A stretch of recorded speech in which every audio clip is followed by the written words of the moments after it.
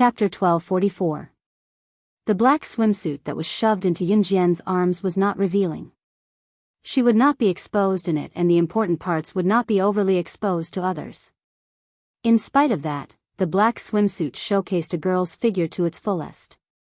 Even the bumpy parts could be completely displayed. Yunjian could feel it when she held the swimsuit in her hands. Yunjian could not help blushing. It was not that Yunjian had never worn a swimsuit before, but be it in her past life or this life, she had never worn something that exposed her figure completely and exposed her important parts, let alone a swimsuit. Yunjian was a famous secret agent in her past life, but as a female secret agent, she had never relied on seduction to win. Why was it that some people would think of bad things when they heard the word secret agent, especially female secret agents?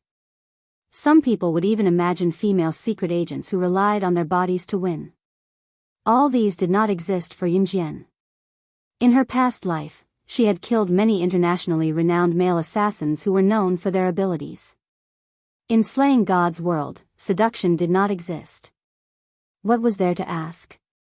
There was only one answer: she did not need nor did she have to seduce anyone. Her ability was enough for her to kill anyone in a second. Therefore, Yunjian's cheeks flushed when she saw the top that was as short as a bra and the swimming trunks that barely covered 1/5 of her thighs. It was mainly for her to wear this in front of him. Hurry up and change, Sister Jian. Heh heh, the color really suits you. I've never seen you in a swimsuit before. You'll have to satisfy me today. Qingyu urged again with a half-smile in her voice. Holding the black swimsuit in her hand, she changed into it eventually. When Yunjian took off her top, Qingyu almost screamed when she saw Yunjian's perfect figure.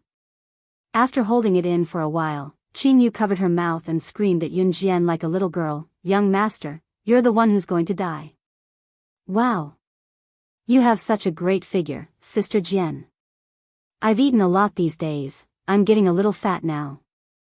As Qingyu spoke, she rubbed her belly. Yunjian smiled and stroked Qingyu's hair, saying, "What are you waiting for?" Oh. Qingyu changed into the pink swimsuit that Ningxia's mother had prepared for her. Qingyu's figure was not as curvy as Yunjian's, nor was she like Yunjian, who was thin and voluptuous in the right places. In spite of it, Qingyu's figure. Ce and the men who were waiting by the door had already changed into their swimsuits. Of course, Ce did not take off his shirt. He wore a pair of knee-length pants that went into the water and a black casual top. He did not like exposing himself in front of others, so he never took off his upper body or his clothes in front of others. Standing where they were for a while, Ce was surrounded by men who had taken off their top, some of them even trying to show off their toned muscles. There were already a number of girls who were sizing Ce up, but Ce ignored them. It was then that a slender figure walked out from the girls' changing room. She had changed into a pure black swimsuit and short swimming trunks without the slim-fitting top. A pair of fair, flawless, straight, and beautiful thighs were the first to appear before everyone. Ce tensed up the moment he saw the pair of fair legs. Chapter 1245. Yunjian's figure was tall and slender.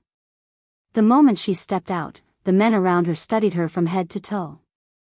Yunjian's swimsuit would not be exposed at all, but it was similar to tights. It gave people endless room for imagination and at the same time showcased her figure to the fullest. Sister Jian is so pretty. Qingyu stepped out as well. She had changed into a pink swimsuit that was brighter and more revealing than Yunjian's. In spite of it, pink looked more girly.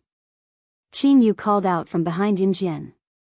It was a family meeting up with a friend's family to go on a trip together. To put it bluntly, they were out to relax, so there was no need to be so restrained. Yunjian, who was looking into Ce's eyes, lifted her head slightly before lowering it again.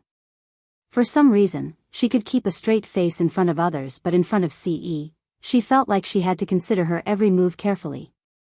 It was rare for Ce to be stunned for a moment before he came back to his senses and went to Yunjian. He was the only one who could appreciate her beauty. Ce pulled Yunjian's hand in front of everyone and headed to a spot with more rocks by the beach. Qin Yiru had just come out of the girls' changing room. When she saw Ce pulling Yunjian to the beach, she asked, "Ae, where are you taking Xiaojian?" "Walking around." Ce answered softly. Without turning around, he pulled Yunjian to the spot with more rocks by the beach. These two kids are getting more and more compatible. Gu Junjian, who stood beside Qin Yiru, could not help nodding as he watched Yunjian and Ce's backs before he told Qin Yiru. Yunjian was not particularly tall, just a little over 1.6 meters. In spite of it, Yunjian's height, coupled with her pretty face and body proportions, were just right. Ce was 1.85 meters tall. Standing beside Ce, Yunjian felt like a little bird leaning on him. Yunjian's head could only reach above Ce's shoulder. In spite of it, the two of them gave the feeling that they were meant to be together. They were a perfect match. Ce had already pulled Yunjian far away. Qin Yiru and the others who stood where they were did not follow them. Children were grown up. Just like little birds, they should have their own sky. Qin Yiru was very gratified. On the other side, Ce had already brought Yunjian to a spot with more rocks by the beach. Ce had just pulled Yunjian over when he took off his jacket and personally put it on Yunjian. "You're wearing so little. Your stomach is showing. Be careful not to catch a cold," Ce said as he put his jacket on Yunjian. He even buttoned up the jacket that he had put on for Yunjian. Yunjian was speechless. The temperature was at least 37 degrees Celsius. If it was noon and the sun was shining brightly, the temperature would soar to 40 degrees Celsius. In such a hot weather, some people would even want to take off their clothes to cool off. However, what did Ce say? He said, "Be careful not to catch a cold." The meaning of his words was too obvious. Just as Ce buttoned up the men's jacket that Yunjian was wearing with his long fingers, a middle-aged man among the many small yachts docked not far away from the rocky shore suddenly came over to them and said, "I'm sorry, but I'm sorry." Chapter 1246. The middle-aged man who suddenly walked over was wearing casual clothes and a pair of loose, grayish-brown pants that reached his knees. He stumbled as he walked, as though his legs weren't very nimble. The middle-aged man's arrival interrupted Ce's actions. Although the middle-aged man was a little embarrassed, he still spoke boldly in order to attract business. "It's like this. My surname is Hang. You can call me Master Hang. I've been sailing in this area for decades. I have a boat here that can seat 10 people. We already have 8 guests here. If the two of you come together and form a boat, I can give you guys a discount for forming a team. So, young lady, young man, are you interested?" This middle-aged man was also known as Master Hang. Master Hang was currently giving a brief introduction to Yunjian and Ce. There were all sorts of activities along the beach, so there were many people who came to attract business. Some people's jobs were like this. If they didn't attract enough tourists, they wouldn't be able to make a living. Hence, it was reasonable for them to be thick-skinned. Yunjian narrowed her eyes when she heard Master Hang's words. Ce didn't look at Master Hang. Instead, he reached out and patted Yunjian's head affectionately. Then he said in his deep, magnetic voice, "Do you want to go?" He was naturally asking if they wanted to take the yacht. Even Master Hang, who was standing a distance away, couldn't help but smile when he saw Ce's affectionate gaze. "Okay." Yunjian agreed. At the same time, she reached out to pull Ce up and put on the jacket that was used to cover her swimsuit. 2 people. When Ce saw this, he reached out and pulled Yunjian's small hand over to Master Hang with a smile. "Okay." Master Hang's words carried a strong local accent, but his words could still be heard clearly. As Master Hang spoke, he held a life jacket in his hand. When he led the way back to the yacht, Master Hang couldn't help but praise Ce. "Young man, you have a bright future ahead of you." Haha. The meaning behind his words was self-evident. Ce smiled. He held Yunjian's small hand and followed behind them. Master Heng brought Ce and Yunjian to the yacht. There were a few people who were about the same age as Yunjian and Ce. When they saw Yunjian and Ce, they greeted them. They were about the same age as Yunjian and Ce. These young people looked quite friendly. It was no wonder. After all, Ce and Yunjian had joined them. Since there were more peoples, of course. My name is Lin Hui. Nice to meet you. A girl greeted Yunjian and Ce in a friendly manner. Yunjian nodded. Ce didn't reply. Seeing this, the group of people who had teamed up with Yunjian and Ce didn't get angry. The group of people was very friendly. After all, not everyone would show their emotions on their faces. Put on your life jackets first. Master Heng brought over 10 orange life jackets and handed them to everyone.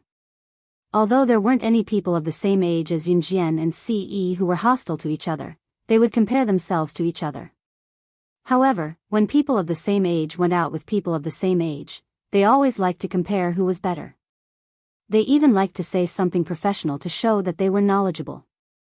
How do we put on the life jackets? A girl asked. She couldn't put on the life jackets after a long time. Chapter 1247. The one who spoke was a good-looking young man. As he spoke, he lowered his head and fastened his life jacket.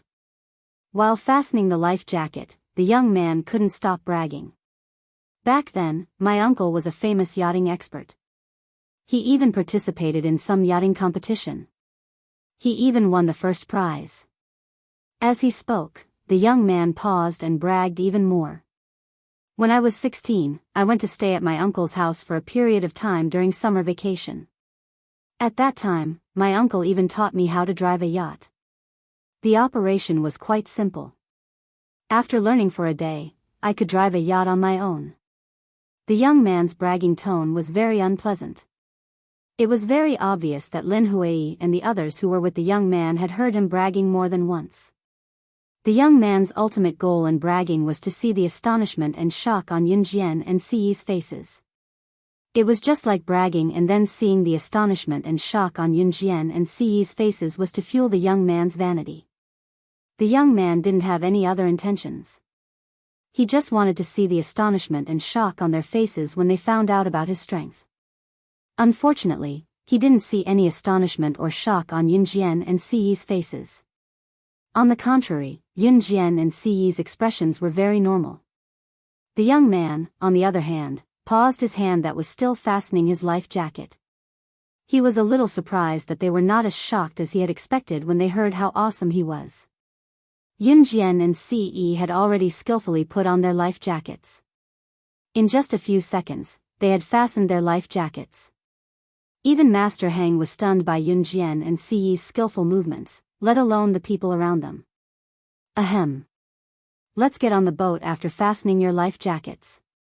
In order to ease the awkward atmosphere, Master Heng deliberately pulled on the rope tied to the bow of the boat.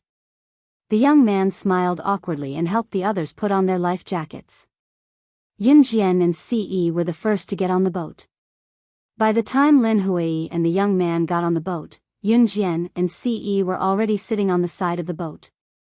When the other young people got on the boat, another boy beside the young man who had been bragging said, "Yushu, you said you learned how to drive a yacht during the summer vacation. I'll have to trouble Master Heng to drive it for you later." The young man who had been bragging in front of everyone was called Xiong Yushu. Xiong Yushu wanted to prove his ability from the beginning. Now that the other boy who came with him started cooperating, Xiong Yushu immediately said, "Hey, I didn't. I've learned how to drive a yacht, but Mise's uncle's way, Xiong Yushu's s and the boats and the boat, the boat, the boat, and the boat, the boat, the boat, the boat, the boat, the boat, the boats, the boat island was very big. It was impossible to walk the entire boat island in a day's time. Therefore, it was not a bad choice to spend a few dozen yuan to take a boat around the boat island. Sitting beside Ce, Yunjian enjoyed the thrill of being on the yacht and sailing at high speed on the sea with her eyes closed. At this moment, they had already sailed half a lap around the boat island. At this moment, Master Hang, who was sailing, suddenly clutched his chest. In the next second, he felt a sharp pain in his heart. The hand that was holding the steering wheel suddenly loosened. Chapter 1248. Lin Huai was the first to notice that Master Hang had fainted. Originally, Yun Jian and Ce were on their backs while the others were on their backs. After Master Hang fell to the ground, Lin Huai immediately screamed when she noticed. Yun Jian and Ce had already noticed when Master Hang fell to the ground. As for the others, they also reacted after Lin Huai screamed. What happened to Master Hang? Why did he faint? That was the first thought that appeared in everyone's mind. Because this happened so suddenly, no one had time to react, so everyone was dumbfounded. Yacht. Who knows how to drive a yacht? Hurry up and send him to the beach. Will Master Hang? One of the boys started shouting in panic. After all, they were already halfway around the island and it would take at least 10 to 20 minutes to get back. Master Hang had suddenly fainted, and no one present knew what had happened. The best thing to do now was to quickly send him back to the beach where they first came out and call for help. But the problem now was, who would drive the yacht after Master Hang fainted? Moreover, Master Hang had fainted, so no one dared to touch him. What if something happened to him again? What should they do? Who would take responsibility? Yushu, hurry up. Didn't you learn how to drive a yacht from your uncle during the summer vacation? Hurry up and drive the yacht back to the beach. If this drags on, someone will die. The boy who helped Xiong Yushu brag earlier said to Xiong Yushu. Because he had never encountered something like this before, when the boy spoke, his voice was hoarse and trembling. I don't know where to go. I'm not familiar with this place either. I. Xiong Yushu's boastful attitude was gone. He began to tremble, and even his footsteps were hesitant to drive the yacht. It was one thing to brag earlier, but now that it was a critical moment, he was afraid. After all, when he drove the yacht, he was alone. Now, he had to carry so many people, and there was also a person who could die at any time. He was afraid. Yushu, what are you waiting for? You're the only one here who knows how to sail a yacht. If you don't help us, the boy urged again. It wasn't a good idea for the yacht to stay here forever. If it stayed here for too long, the yacht might sink. Everyone became more and more afraid. Not only were they worried about Master Hang, but they were also worried about their own safety. However, just as these people were so scared that they couldn't move, they didn't know what to do next. A clear female voice was heard. I'll drive the yacht. Just as he finished speaking, Yun Jian had already turned sideways and sat in the driver's seat of the yacht. Yun Jian's back was facing the crowd. She said to the panicked people standing behind her, he has a myocardial infarction. Try not to touch him. Yun Jian's words were not a question, but a statement. After saying that, she started the engine of the yacht under everyone's surprised and stunned expressions and pushed the yacht to the maximum speed. How did you know he had a myocardial infarction? Did you study medicine? And you know how to drive a yacht? Lin Huai asked in surprise. Yun Jian didn't answer Lin Huai directly. Instead, she said to the crowd, hold tight. As soon as she finished speaking, Yun Jian released the clutch. Chapter 1249. Only the sound of wind blowing could be heard from the side of their ears. Everyone grasped the handle tightly, and they were all dumbfounded. Yun Jian's yacht was sailing at an extremely fast speed. Just this speed alone was enough to make everyone turn pale. If someone didn't hold on to the railing tightly, they would probably have been blown off by the wind. Her speed was simply unbelievably fast. Oh my God. This isn't something a newbie can operate. Even my uncle's speedboat isn't as fast as she is today. My uncle has been sailing a yacht for almost 20 years. Xiong Yushu was scared half to death. He quickly grabbed onto the railing tightly and spoke in a terrified tone. As soon as Xiong Yushu finished speaking, the young people standing around, including Lin Hui, all showed a horrified expression. Previously, Xiong Yushu had bragged about how amazing his uncle was. But now? This girl who had boarded the yacht with them and hadn't spoken much from the start actually had such advanced yacht driving skills? Even Xiong Yushu couldn't help but complain that his uncle, whom he admired the most, wasn't as fast as Yunjian today. How amazing must she be to be able to force Xiong Yushu to say something like this? The sea breeze roared as Ce stood beside Yunjian. He didn't do anything else. Even in this open-air yacht, he didn't reach out to hold onto the railing and was able to stabilize his body. A journey that would normally take 10 to 20 minutes was forcibly shortened to 5 minutes by Yunjian. Lin Hui, Xiong Yushu, and the rest were completely dumbfounded. Seeing such a situation, everyone present was stunned. It wasn't for anything else but Yunjian's frightening ability.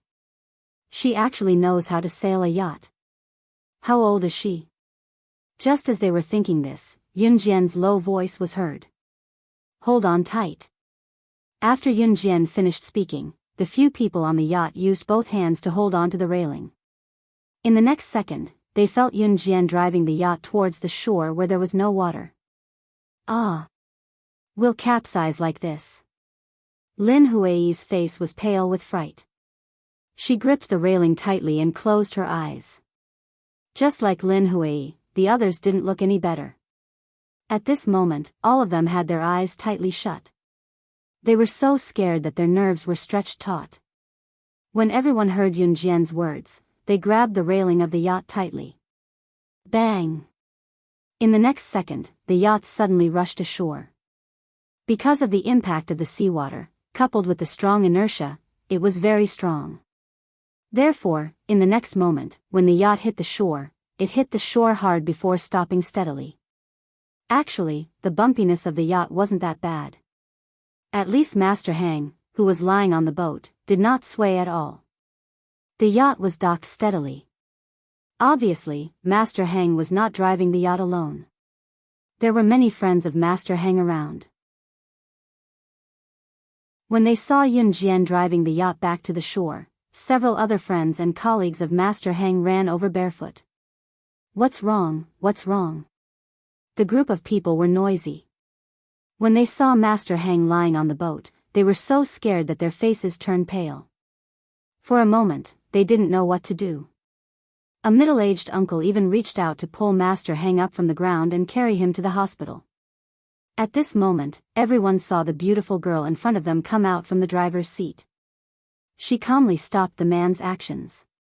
Don't touch him. The middle-aged uncle who was about to reach out his hand was stunned for a moment. He really didn't continue to reach out. Chapter 1250. The person who walked over did not care about anything else at all. He came over and criticized Yunjian. He even looked unhurried. It did not look like he was doing it for Master Hang's sake. Instead, he looked like he was gloating. Moreover, this person walked over and looked at Yunjian slowly. He looked like he could not wait to see something happen to Master Hang. Moreover, when he spoke to Yunjian, this person's tone was very bad. However, this person deliberately said that it was for Master Hang's sake, causing the surrounding people to really think that Yunjian was deliberately trying to harm Master Hang. Hence, the surrounding people started to criticize Yunjian. Young lady, what's wrong with you? Are you hoping that something happens to our Master Hang? That's right. Our Master Hang is such a good person. This young lady is actually so vicious. Come, come. Hurry up and carry Master Hang to the hospital for a checkup. Master Hang's colleagues began to criticize Yunjian. Some people even said that Yunjian was vicious. The words were spoken in a split second. Narrowing her eyes, Yunjian's lips curled into a cold smirk. After sneering, Yunjian continued, he has a myocardial infarction. Call an ambulance immediately. You are not medical staff. After a myocardial infarction, if you are not rescued in time, the patient will often die within 2 hours. Don't move or help the patient walk. Otherwise, his condition will only worsen faster. If something happens, none of you can bear the responsibility. Yun Jian's cold words were quickly heard. Then, she successfully stopped the group of people who wanted to reach out to touch Master Hang. Yes, Yun Jian was right. If something happened while moving or helping the patient walk, no one could bear the responsibility. I'll call the doctor. Someone quickly ran to the hospital near the beach. Fortunately, it was not far from the hospital. After the doctor returned and completed a series of safety measures, he finally sent Master Hang safely to the hospital. Only then did the doctor wave his hand to wipe off the cold sweat on his body. Seeing that the medical staff had already escorted Master Hang to his hospital, the doctor wiped away the cold sweat on his forehead and said to everyone, "Phew, as long as he's sent to the hospital on time, there won't be any major problems. The patient's condition is very serious. Fortunately, you called us over and didn't reach out to help him or touch his body.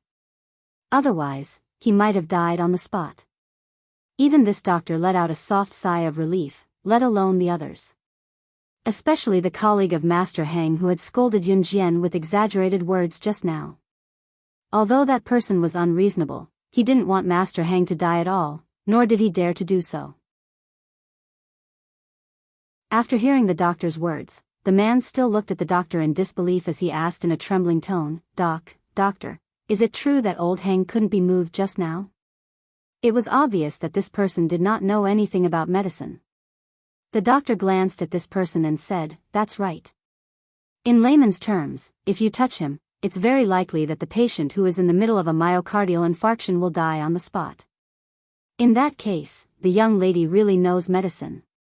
At this moment, someone looked at Yun Jian with a slightly surprised gaze. At this moment, everyone's gaze shifted to Yun Jian. When they saw that Yun Jian was only 16 or 17 years old and wasn't even an adult, everyone was shocked and frightened. Chapter 1251. Everyone was scared out of their wits. That was a human life. If it wasn't for Yun Jian, perhaps Master Hang would have already. At the thought of this, everyone shuddered violently. Without a doubt, what happened just now had a huge impact on everyone present. Even this group of old masters were scared half to death, not to mention Lin Hui, Xiong Yushu, and the other youngsters. At this moment, the group of youngsters led by Lin Hui were all in a daze. Their expressions were no different from being petrified. Their entire bodies were frozen on the spot, unable to move. "Young lady, it's all thanks to you just now." When the doctor found out that it was Yun Jian who stopped the masters from attacking Master Hang, saving him from the ordeal, he thanked Yun Jian on Master Hang's behalf. "You don't have to thank me. It's just a small matter," Yun Jian said calmly. After that, she turned around and left with Ce. "Hey, can the two of you wait?" Xiong Yushu only caught up after Yun Jian and Ce had walked quite a distance away. He looked at Ce, then looked at Yun Jian. Then, he said to Yun Jian in a worshipful tone, "You're so good at driving a yacht." "I don't have any other intentions. I just want to know where you learned it from.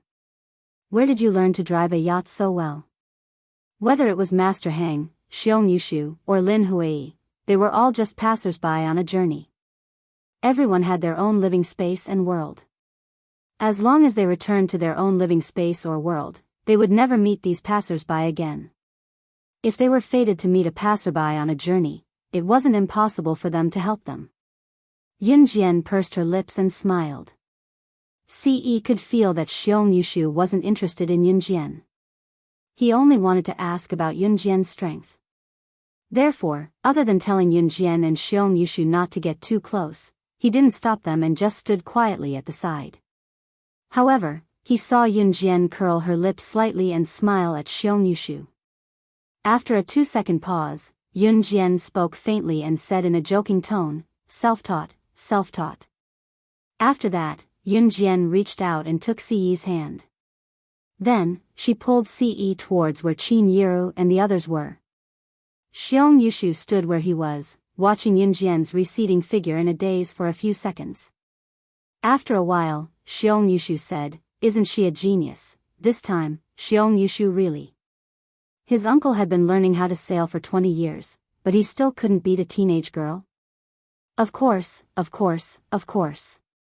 At that moment, Xiong Yushu, of Yunjian, of his mind. That was the worship of the strong. Yunjian dragged Siyi's hand back to the shallow sea area where Qin Yiru and Gujunjian were. The shallow sea area by the sea was a sacred place for children to play. Because the sea was shallow, even if the children went into the water, the adults would watch from the side and not let the children fall into the water. It could be said that it was a safe and fun place. Yunjian, who was dragging Siyi's hand, walked back to the beach like a teenage girl. From afar, she saw Xiao Yunju, Duanli, and Duanya lying on the sand on the beach. They were holding plastic cups in one hand and squatting on the ground. Shoo, don't talk. Otherwise, the little crabs won't come out. Xiao Yunju was like a little adult as he took charge of the order. Duanli and Duanya also started to shush each other. Yunjian dragged Ce over. Xiao Yunju raised his head and was about to say something when he saw Yunjian dragging Ce over. Xiao Yunju had just found a little crab's hole. However, when he saw Yunjian and Ce, he immediately stepped on the little crab's hole. The poor little crab's hole was blocked by Xiao Yunju. Xiao Yunju was already running over with Duanli and Duanya. At the same time, he said coquettishly, "Sister, brother Ce." Xiao Yunju tactfully rushed into Ce's arms. Duanli and Duanya, on the other hand, rushed into Yunjian's arms. Yunjian reached out to ruffle their hair. Seeing such a harmonious scene, her words softened. "Did you have fun?" "Yes, yes. This is the first time I've been to the beach." "Sister, we're all so happy." Duanli held Yunjian's hand and said excitedly. "Hee, brother Ce, can you take us to eat ice cream? We're so thirsty." Xiao Yunju shook Ce's hand and said coquettishly. "Okay." Ce immediately agreed. After informing Qin Yiru and Gujunjian, Yunjian and Ce each held Duanli and Duanya's hands and walked to a nearby ice cream shop.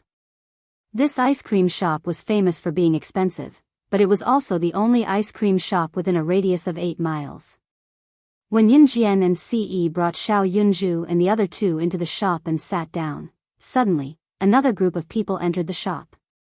Yunjian didn't look carefully. However, she heard someone suddenly shout at her. "Hey, it's you guys. What a coincidence." Chapter 1252. Lin Hui, Xiong Yushu, and the others didn't expect to meet Yunjian and Ce again at the ice cream shop. Lin Hui, Xiong Yushu, and the others were shocked by Yunjian's superb yachting skills and her proficient medical knowledge. Now, they even treated Yunjian as their idol. Xiong Yushu felt that he wanted to pretend to be amazing in front of Yunjian and Ce, but he felt embarrassed when he thought about it now. But at this moment, the admiration in her heart was greater than the feeling of embarrassment. Lin Hui, Xiong Yushu, and the others quickly walked over and stood in front of Yunjian and Ce. Lin Hui put her hands behind her back and smiled at Yunjian playfully. Then, she said, "Are you here for ice cream too? Do you mind sharing a table?" Lin Hui said as she glanced at Xiao Yunju, Duanli, and Duanya. "Wow, what a cute little brother and little sister." Lin Hui said as she squatted down to look at Xiao Yunju, Duanli, and Duanya. "Okay." Yunjian didn't refuse. This was because she saw that Xiao Yunju, Duanli, and Duanya seemed very curious when they saw Lin Hui and the others. It wasn't bad to let Xiao Yunju, Duanli, and Duanya see more people and the world.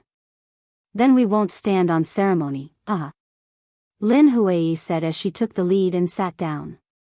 After chatting for a while, they found out that Lin Hui's family was in the north.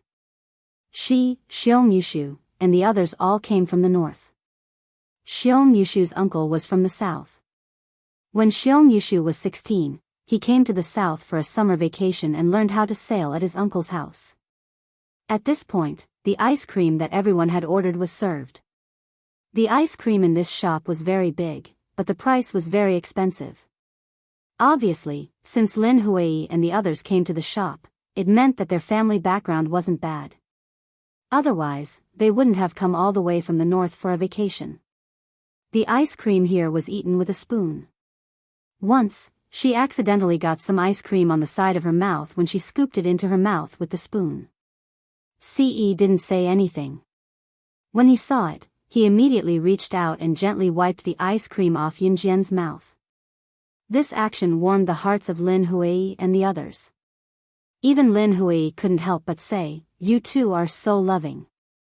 And from the first time I saw the two of you, I felt that the two of you were very compatible, Lin Hui just wanted to express her thoughts. She didn't mean anything else.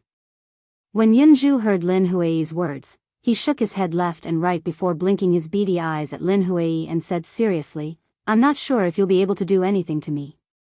Sister and brother Ce often play kissing games, and they don't even let us watch. Our classmate, Xiao Hui, said that they were hiding from us and secretly making love." Xiao Yunju pursed his lips and said in a very innocent manner. The originally good atmosphere became extremely awkward after Xiao Yunju's words. Yunjian's hand, which was eating ice cream just now, froze. She let go of the spoon in her hand that was scooping ice cream, and it fell to the ground. Xiao Yunju's words just now really made one's imagination run wild. Ahem. Yunjian couldn't help but cough lightly to alleviate the awkwardness. Yunjian and Xiao Yunju all ordered ice cream. Ce didn't order because he didn't like to eat these things. Seeing the spoon in Yunjian's hand slip to the floor due to Yunju's frightening words just now, Yunjian was stunned. Ce reached out and caught the spoon without even looking. Lin Hui, Xiong Yushu, and the others, who were sitting opposite Yunjian and Ce, all gasped when they saw this. Just now, they thought that only Yunjian was so amazing. In the end, this man didn't even look and directly caught the spoon that Yunjian accidentally dropped. Just as everyone was stunned, they saw Ce use Yunjian's spoon to scoop up a mouthful of ice cream and swallow it. With a smirk, he looked at Yunjian from the side and uttered something that was even more misleading with a doting gaze. "This ice cream is very sweet and delicious." Chapter 1253. Ce's words were enough to cause misunderstandings. Yunjian blushed slightly when she heard Ce's words. Lin Hui, Xiong Yushu, and the others were also stunned. When they came back to their senses, their expressions changed slightly. However, most of them were a little embarrassed. At that moment, everyone felt that Ce's words were really embarrassing and full of possessiveness. Furthermore, he had said it so confidently as if he was afraid that others wouldn't know that there was something going on between him and Yunjian. But to be honest, just the fact that Yunjian and Ce were so compatible was enough to make Lin Hui, Xiong Yushu, and the others envious. Yunjian reached out and snatched the spoon back from Ce's hand. She didn't look down on the spoon that Ce had eaten and her face was slightly red. "I'm not giving it to you." Yunjian lowered her head and scooped another mouthful of ice cream. Her cheeks were slightly red as she spoke to Ce. When Ce heard this, he felt that she was acting coquettishly. Ce couldn't help but smile. Cough cough cough. Did you guys know that there will be a surfing competition at the beach later? Let's go and watch, shall we? Xiong Yushu stood up and said softly to ease the awkwardness. As he spoke, Xiong Yushu rubbed his mouth with his hand. Surfing? Little brother, is surfing the kind where people stand on a wooden board and rush around in the sea? Xiao Yunju thought for a while and asked cleverly. When he heard Xiao Yunju's analogy, Xiong Yushu quickly nodded. Yes. I want to go, I want to go. When Xiao Yunju heard this, he quickly ran over and shook Yunjian's hand. Then, he said coquettishly, "Big sister, can you take us to watch the surfing? Our teacher talked about surfing in class before." "I want to watch it." Since Xiao Yunju had spoken, Yunjian naturally wouldn't disagree. She pursed her red lips and immediately agreed, "Okay." Upon hearing that Yun Jian had agreed, Xiao Yunzhu and the other two were overjoyed. After finishing their ice cream, they set off for the beach. Xiao Yunzhu and the other two were no longer as mischievous as before. Perhaps it was because she had eaten a large bowl of ice cream. Since it was Xiong Yushu's suggestion, he led everyone to the beach where the surfing competition was going to take place. The beach here was not shallow, so Yunjian and Ce held tightly onto Xiao Yunzhu, Duanli, and Duanya's hands, afraid that the three children would run away. There was a lot of traffic on this beach because there was going to be a surfing competition. The beach, which was originally big enough for a person to run all over the place, was now so crowded that one could only walk slowly. Thus, Yun Jian had to hold on to Xiao Yunzhu, Duanli, and Duanya even more tightly. Xiong Yushu, who was leading the team, finally found an empty spot to watch the competition. He had just called Yun Jian and the others over when Yun Jian narrowed her eyes and saw a familiar face in the crowd. Yun Jian leaned against Ce and whispered to him, "Mad Dragon is here." She had arranged to meet Mad Dragon on the boat island, and they had just set the location here. However, Yun Jian didn't expect it to be so crowded at first. "Hey, you guys come and play." Lin Huai saw the lively scene and waved her hand to signal Yun Jian and Ce to bring Xiao Yunzhu and the other two over. However, Ce suddenly leaned over and whispered into Yun Jian's ear. Chapter 1254. Ce did not know if Lin Huai had turned around, nor did he want to know. He did not want to know about other people's affairs. He only cared about his Xiao Jian. Ce lowered his head and pressed his lips softly to Yun Jian's earlobe, ignoring the curious gazes of the people around them. He spoke softly, speaking words that no one around them could hear. Everyone thought that Ce was saying something flirtatious to Yun Jian. In fact, Ce had only whispered to Yun Jian, "Xiao Jian, do you want Mad Dragon to join the Kosha mercenaries?" It sounded like a question, but Ce had basically confirmed Yun Jian's plan. As expected, Yun Jian nodded softly after hearing Ce's question. She had only invited Mad Dragon to meet her on Zhoudao because of one thing. She wanted Mad Dragon to join the Kosha mercenaries and expand the Kosha mercenaries' capabilities. Although the Kosha mercenaries' reputation was not to be underestimated internationally, the Kosha mercenaries were still not strong enough. At least, that was what Yun Jian thought. A person, an organization, could not stay where they were forever. To achieve greater success, they had to take the big step bravely. Yun Jian was never satisfied with the status quo because she knew that she was not good enough. There would always be someone better than her. She had to be the powerhouse who held up the entire mountain in order to protect the people she wanted to protect. Kosha mercenaries would never reject talents, what more an elite like Mad Dragon. It was true that Kuang Long's capability was not on par with Yun Jian's, in fact, they were miles apart.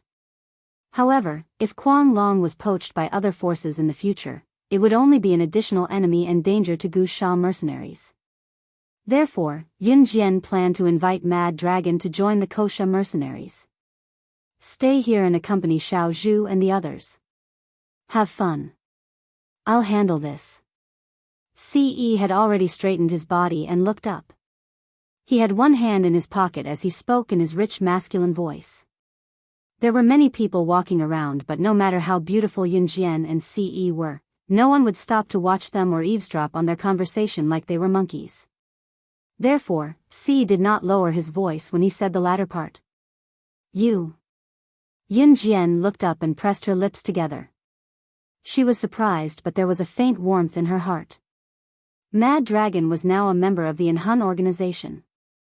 Why was this so? It was because all the assassins and agents of the Inhun organization had worked for the organization.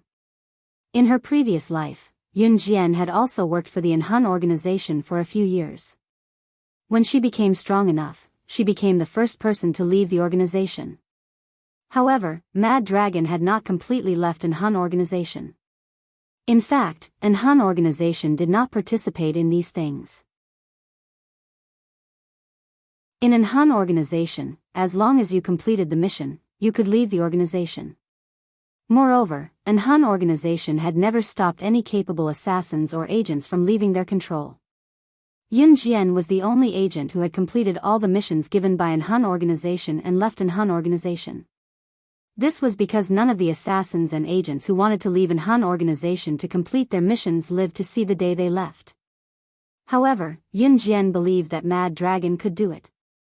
This was because Mad Dragon was strong enough. Yun Jian was touched because Mad Dragon was still a member of an Hun organization. Yun Jian only wanted Mad Dragon to reach an understanding with her and wait for Mad Dragon to leave an Hun organization before officially joining the Kosha mercenaries.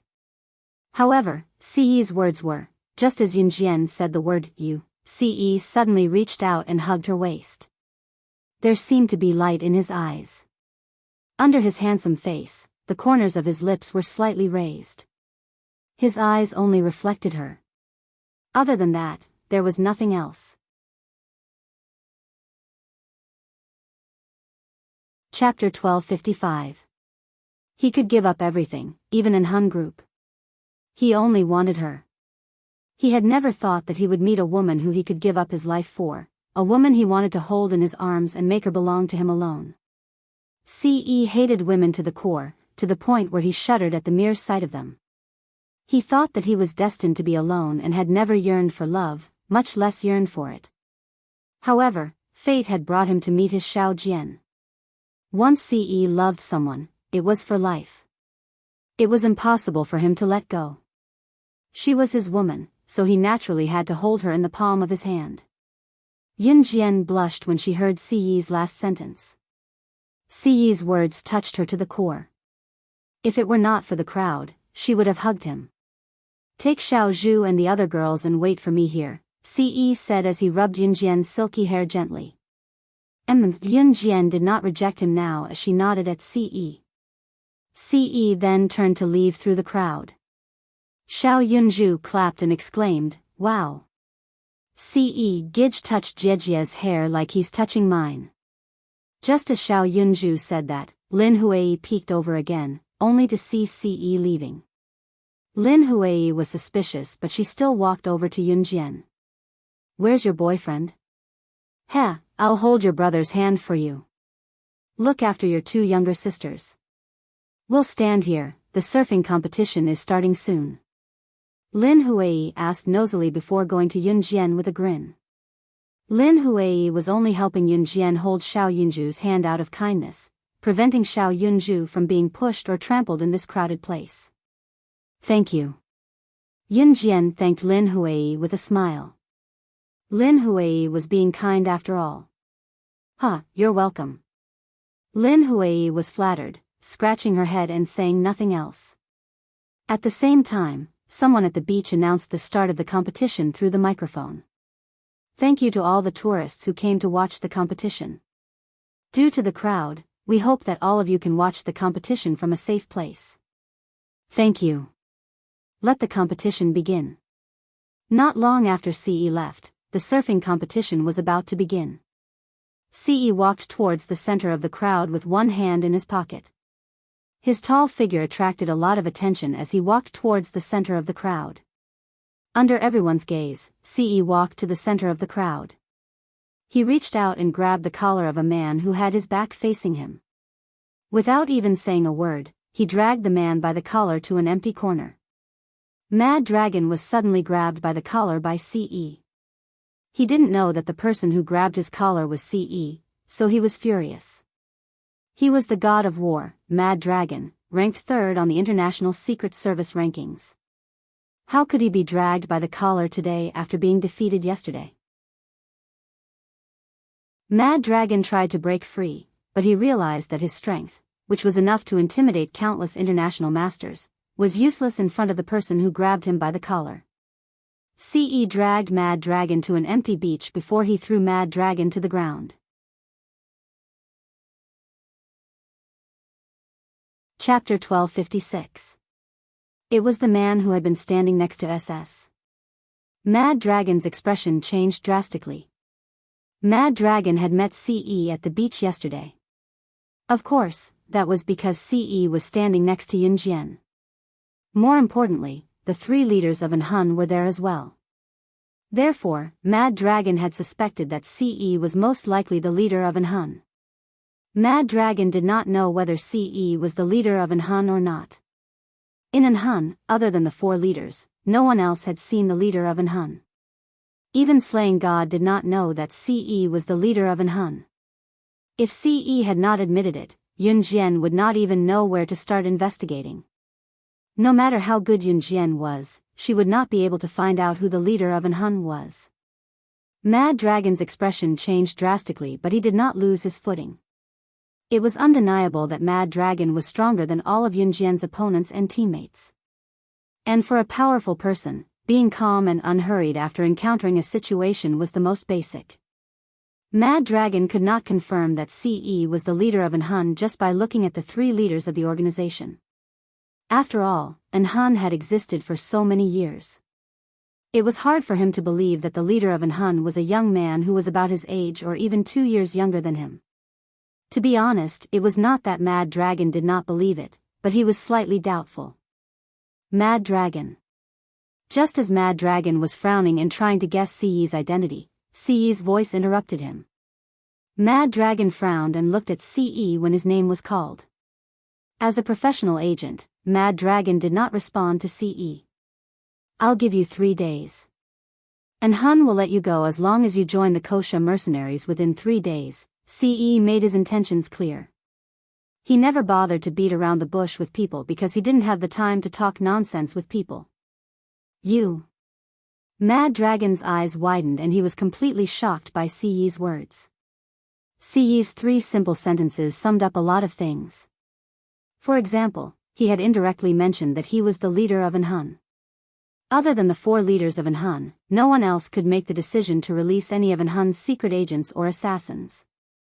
Except for the leader of Anhun. Remember to voluntarily join the Kosha mercenaries after leaving Anhun. Otherwise, you should know how Anhun deals with traitors. Ce did not waste any more time and said simply. Mad Dragon gulped, and when he regained his senses, Ce had already walked away. Just as he took 2 steps forward, Ce suddenly thought of something and turned to the side.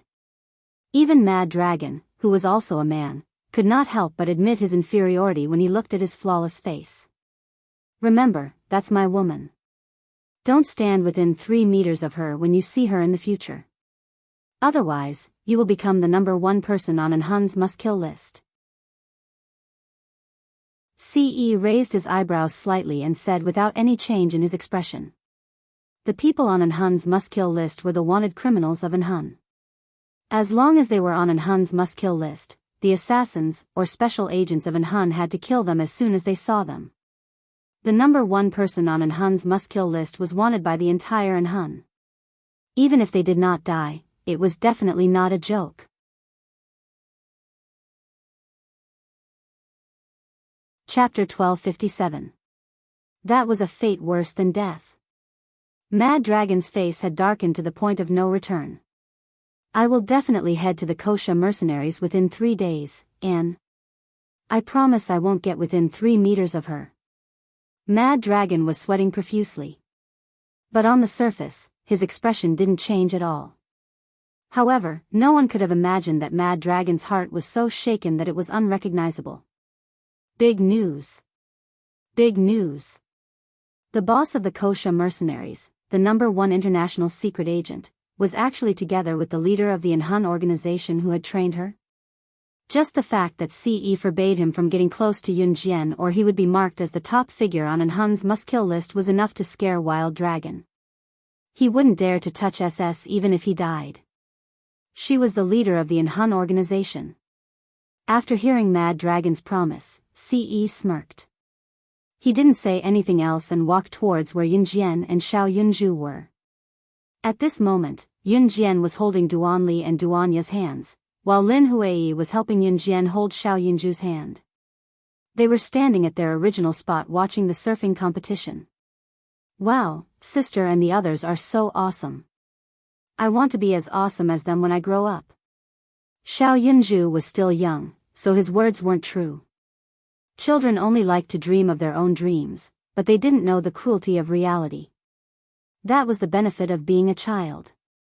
Children didn't need to think too much about the trivial matters of the world. Just like Xiao Yunju, he could say whatever he wanted without any taboos. Xiao Zhu will definitely be so awesome when he grows up. Yun Jian patted Yunju's head with her hand that was holding Duan Li's before taking Duan Li's hand again. Heh heh. Yunju stuck his tongue out at him. By the time Ce returned, the surfing competition was already halfway through. Ce accompanied Yun Jian to watch Xiao Yunju and the other two surfing competition. It was already past 4 in the afternoon. Because the latest cruise from Zhoudao back to Ning City was at 5 p.m., they had to prepare to return at this time. Lin Hui, Xiong Yushu, and the others planned to stay on the island and play for a day before going back. Yun Jian said goodbye to Lin Hui and the others, and then said goodbye at the Boat Island's pier. This goodbye usually lasted for a lifetime. By the time Yun Jian and Qin Yiru returned to Ningxiao's house in Ning City, it was already 6:00 in the evening. Ningxiao's mother politely prepared a sumptuous dinner. Everyone had dinner in harmony. They were ready to depart for Longmen City early the next morning. Ningxia and Ningxiao's mother even said in a friendly manner that Yun Jian, Qin Yiru, and Mrs. Yang's family would definitely come to Ning City again. They returned to Longmen City after saying their goodbyes. Their return to Longmen City this time was different from before. There was an additional person, Si Luo. Si Luo and Qin Yu got along well, so he wanted to stay at Qin Yu's house when they arrived in Longmen City. Heh heh, you can't go wrong staying at my house. Don't you think so, Sister Jian? Qin Yu asked Yun Jian when she dragged Si Luo to her house. That's great. Yun Jian narrowed her eyes. Her hair was loose today, but it was not tied up with a headband. They were still on the bus on the way back. A cool breeze blew outside the window, blowing Yun Jian's hair up. There was a lingering fragrance in her hair that was pleasing to the nose. But I have a little idiot who's noisy every day at home. You have to get used to it. Her name is Gu Nian. Qin Yu chuckled and introduced her to Si Luo. Si Luo did not know how to say anything else, but he was already grateful that Qin Yu was willing to take him in. Shuang could not take it anymore. He rushed up from the back seat to grab Si Luo's wrist and told Qin Yu, "Brother Jian, let's go." Chapter 1258. When Shuang said that, not only were the people on the bus stunned, even Shuang himself was stunned. However, Shuang was different from the others. If it had been someone else who had accidentally said something so awkward, they would have tried to change the topic. However, Shuang was taken aback. He then grabbed Si Luo's hand and leaned against the backrest of Si Luo's seat confidently, continuing to reason with Qin Yu in front of everyone on the bus. She came back with me. I should be the one to take her in. Why are you snatching her away from me? Shuang sounded quite confident. Then, he added after a pause, besides, she's the one who begged me to take her in. You can ask her yourself if you don't believe me. Shuang was still trying to act innocent. Not only did he want to snatch her away, but he also wanted Si Luo to admit that she was the one who wanted to follow him. As he spoke, Shuang tugged at Si Luo's wrist, intending to get her to speak. Si Luo thought that Yun Jian was the boss here, so she turned to look at Yun Jian. Si Luo thought that Yun Jian was the boss because Ce had to listen to Yun Jian here. If Yun Jian wanted to go east, Ce would not dare to go west. After glancing at Yun Jian, she saw Yun Jian grinning at her. Si Luo pouted and turned her head back. She shrunk her neck in fear and glanced at the scar on Shui Ying's neck before shifting her gaze back to Qin Yu. I think I should stay with Qin Yu. Shuang grabbed Si Luo's wrist tightly. She was terrified, but still, she mustered up her courage to speak her mind. She shrunk her neck just as Si Luo finished speaking, afraid that Shuang would scold her. The scar on Shui Ying's neck was horrifying. Si Luo was truly terrified. If she were to see Shuang in the middle of the night at his house, it would really be. On the other hand, Qin Yu was different. Qin Yu was so pretty and would protect her. More importantly, Qingyu mentioned that she had a silly girl at home who was a troublemaker named Gu Nianji. This way, she would not feel bored staying in Qingyu's house. So she still chose to. Damn, you're actually planning to do it with her? No, this won't do. You came back with me, so you have to come with me. Shui Ying's grip tightened. In the end, Shuang dragged Si Luo to his house.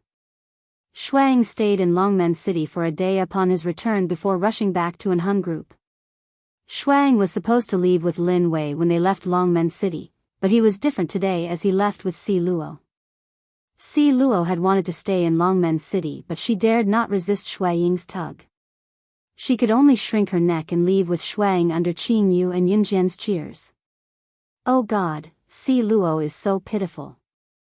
Don't you think so, Sister Jian? Qingyu shook her head, standing at the bus stop to send Shuang and the others to the airport.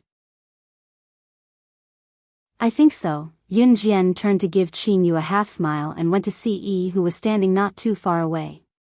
The next few days were very ordinary. With Si Yi's company for the past few days, Yunjian's days were anything but ordinary. The third global underground tea party would be held in a few days' time. To put it bluntly, it was a gathering of the world's underground secret agents and assassins. 3 days before the underground tea party, Yunjian had a month of peaceful summer vacation. In the blink of an eye, it was almost August. 3 days before the tea party, Yunjian was asked to attend the graduation ceremony of Junior 3 Class A. The graduation ceremony was held on the 29th of July this time. It was a little late since it was a last-minute event.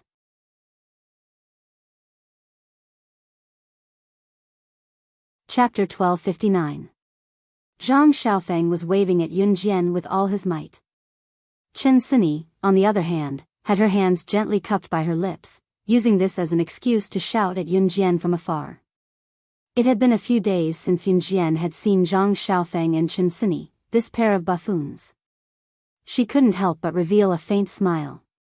Hey, it's so embarrassing for the two of you to shout here and there. We have to maintain our poise. Ling Yichen, who was standing beside Zhang Xiaofeng and Chen Sini, coolly flipped his short hair that couldn't be flipped. Then, he struck a cool pose. Screw you. We're all on the same side. Stop pretending. Zhang Xiaofeng slapped Ling Yichen's cool pose away. You're not from our class, yet you're attending our graduation ceremony with us. Aren't you ashamed? Zhang Xiaofeng rebuked Ling Yichen with his master, Yunjian, backing him up. It's not like I'm the only one from another class who's here to join in the fun.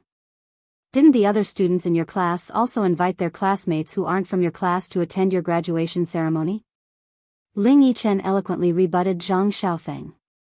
Hey, I say, you're acting all high and mighty when a classmate from another class comes to attend our graduation ceremony. Zhang Xiaofeng joked as he bickered with Ling Yichen.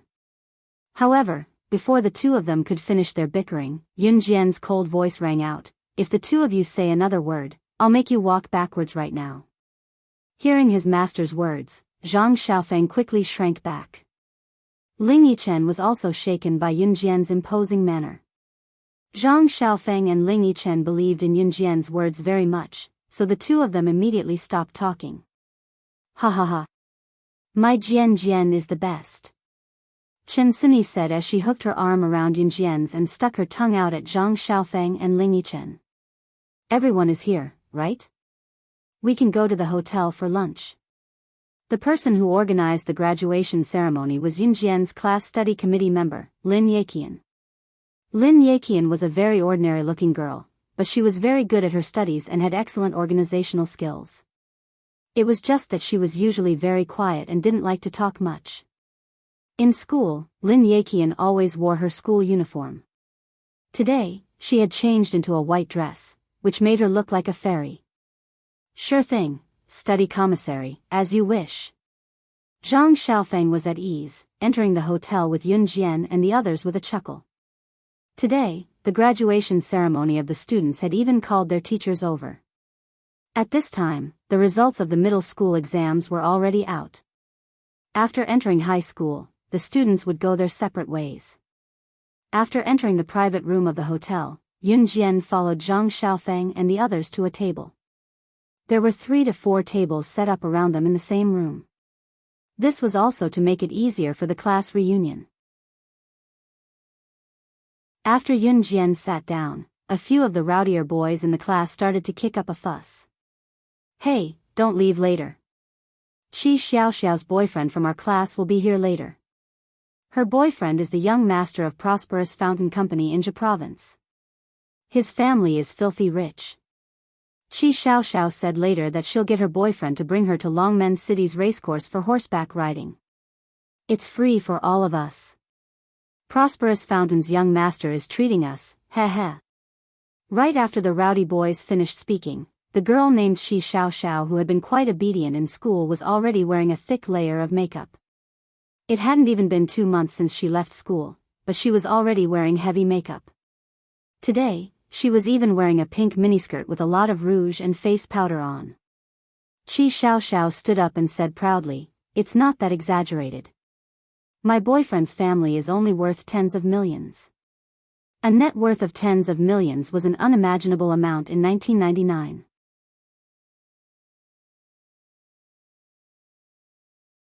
Chapter 1260. Upon hearing Qi Xiaoxiao's words, both the male and female students gasped in shock. "Wow! Qi Xiaoxiao, your boyfriend's family is so powerful? He's already worth tens of millions." A girl exclaimed at Qi Xiaoxiao with sparkling eyes. Just as the girl finished, another boy chimed in, "Qi Xiaoxiao's status now is different from before. She's the future madam of prosperous fountain company. The entire company should be hers in the future." When the boy said that, there was another round of "oh" from the crowd. Qi Xiaoxiao was even more smug when she heard what the boy said. Coincidentally, the boy added, "Qi Xiaoxiao, don't forget us when you're successful in the future." The latter part of his words elicited gasps from the crowd. Yun Jian's identity as an advanced special forces soldier was shocking, but compared to Qi Xiaoxiao, who was likely to be the future madam of prosperous fountain company, the students preferred to suck up to her. It was because Qi Xiaoxiao would become rich. People were all very realistic. In the face of benefits, reputation was not worth mentioning at all. Qi Xiaoxiao picked up a cup of tea and downed it like a rich lady amidst everyone's praises and adulation. Yun Jian was not affected by the atmosphere as she was chatting with Chen Sini and her friends at the corner of the dining table. "Master, you'll be studying outside the city after you go to the military school. You must come back to visit us in the future," Zhang Xiaofeng said reluctantly. After all, it was almost a year of friendship. It was not something that could be forgotten so easily. "Yeah, Jian, we're studying in high school in Longmen City. You're out of Longmen City now and going to a high school outside. You must come back to visit us when you're free," Chen Sini said, gripping Yun Jian's hand tightly. Yeah, me too. Xiaofeng, Sini, and I got into the same high school." Ling Yichen chimed in. Looking at their expectant gazes, Yun Jian nodded and smiled, "Yes, I will." Come to think of it, the first friends she made when she left Xinjiang town and came to Longmen City were Zhang Xiaofeng and Chen Sini. Ling Yichen had gotten to know her not too long after that. Up until today, the 3 of them had been by his side. However, Yun Jian knew that all good things must come to an end, just like Lu Fian. When they would meet, they would always meet. A person had to walk their own path in life. No one could accompany them to the end because everyone's lifespan and experience were different. No one could be sure. "My boyfriend is here." At this moment, Qi Xiaoxiao, who was sitting at the table next to Yun Jian's, suddenly looked at the door excitedly. Then, she stood up and ran over. To Qi Xiaoxiao, the only reason she could change was because of her boyfriend. Moreover, she had a boyfriend now, so she had become more confident. Back in school, Qi Xiaoxiao was an ugly girl who did not know how to dress up. Now that she was out of school, she knew how to dress up and put on makeup. Now, she could even boldly reveal her boyfriend's assets humbly, eliciting gasps from the people around them. Qi Xiaoxiao was very satisfied with this feeling. Yun Jian did not look up, but Chen Sini and the others looked over. A man in his early 20s wearing a pair of ripped pants stood at the door, thinking that he looked cool. It was obvious that he was a delinquent.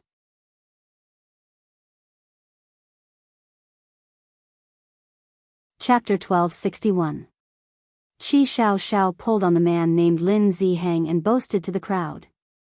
As expected, Qi Xiao's boasting was effective. Just as Qi Xiao finished her words, the students around them went into an uproar.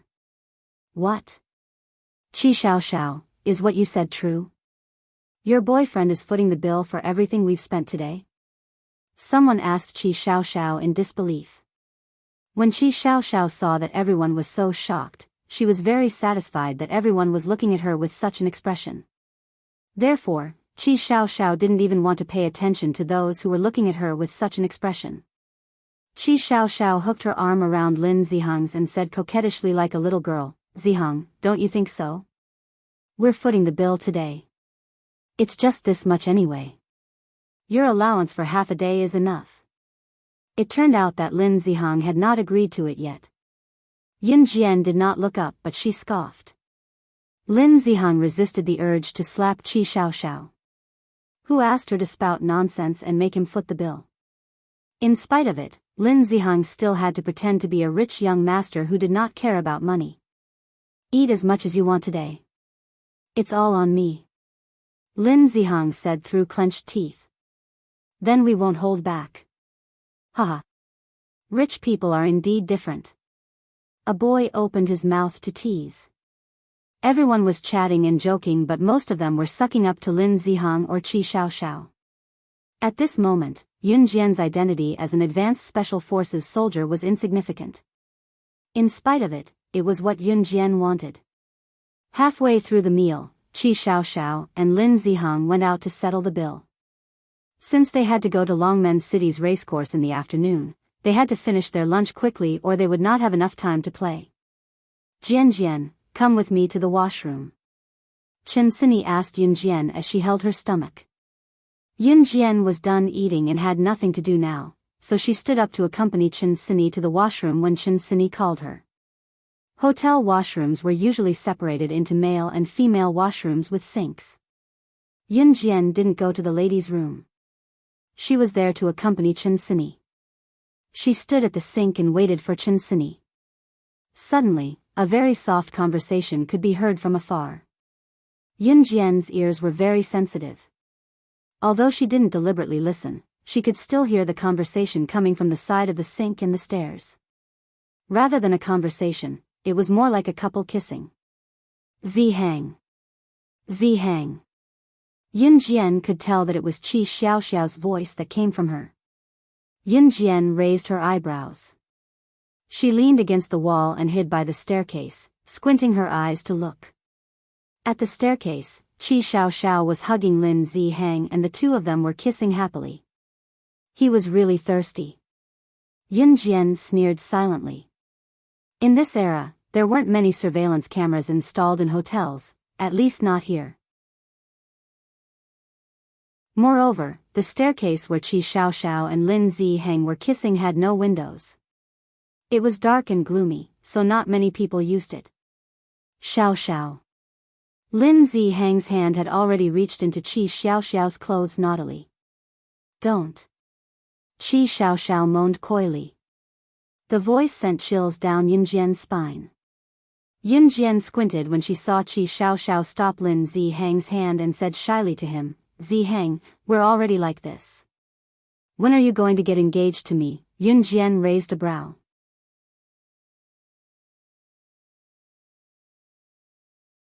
Chapter 1262.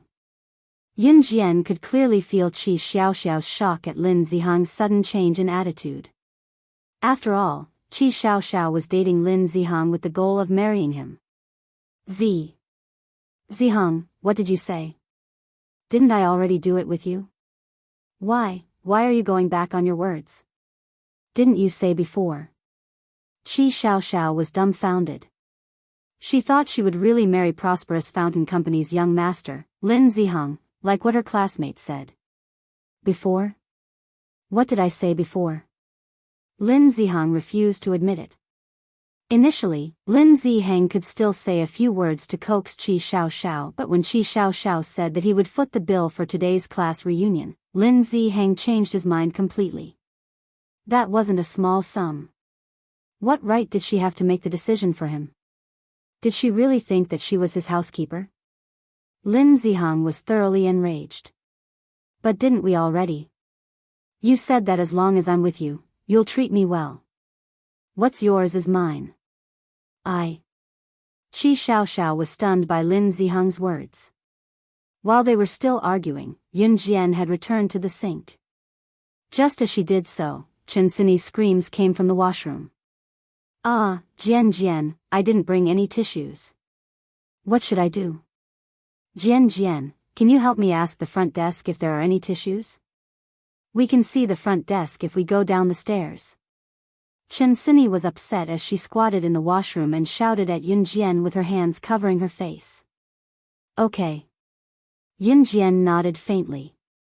Qi Xiaoxiao and Lin Zihang were still arguing by the stairs. Overall, Lin Zihang had the upper hand. Lin Zihang pinched Qi Xiaoxiao's chin and told her, I'm just interested in you and your F***king taking advantage of me? Do you think I have to marry you just because we've slept together a few times? I've always been the one leading you in bed like a dead fish. If you know what's good for you, be good and don't be so shameless. I can still give you face and play with you for a while. Otherwise, I'll make you look bad today. Lin Zihang said fiercely to Qi Xiaoxiao. He had exposed his viciousness in its original form. Revealing his true colors was nothing more than this. Qi Xiaoxiao was shocked by Lin Zihang's ugliness. She originally thought that the matter of her becoming the madam of Prosperous Fountain Company was already set in stone. Now that she had bragged, how was she going to face others in the future? Lin Zihang, how could you do this? You didn't say that before. You said that as long as I was with you, you would treat me well for the rest of my life. You still dare to say that you? Qi Xiaoxiao had only just finished her sentence. Lin Zihang didn't even have time to interrupt Qi Xiaoxiao. At this moment, a figure silently passed by the two of them. Yun Jian didn't make any sound as she stepped on the stairs. She walked past Qi Xiaoxiao and Lin Zihang as if she didn't hear their heated conversation and headed downstairs. Qi Xiaoxiao and Lin Zihang were arguing just now and Yun Jian didn't make any sound when she walked. Thus, the two of them only noticed Yun Jian when she appeared in front of them. Especially when it was dark on the stairs, Qi Xiaoxiao and Lin Zihang were so shocked that they almost fell down when they saw Yun Jian. At this moment, Yun Jian had already walked past Qi Xiaoxiao and Lin Zihang and was about to head down the stairs. Qi Xiaoxiao finally saw Yun Jian clearly. When she saw that this person was actually Yun Jian, she was so shocked that her face turned pale. Lin Zihang was also shocked. Nobody wanted their scandals to be spread. Especially people like Qi Xiaoxiao and Lin Zihang who were prideful. Yun Jian? Stop right there. Qi Xiaoxiao shouted at Yun Jian after she saw her clearly. Did Yun Jian hear my conversation with Lin Zihang just now? How much did she hear? Yun Jian didn't bother with Qi Xiaoxiao. This time, Qi Xiaoxiao and Lin Zihang rushed down together and blocked Yun Jian's path. Qi Xiaoxiao even pointed at Yun Jian and said, Yun Jian, stop right there. I told you to stop right there. No one can order me around. Yun Jian suddenly looked sideways at Qi Xiaoxiao. Her sharp eyes were filled with murderous intent. Yun Jian's words made Qi Xiaoxiao and Lin Zihang tremble.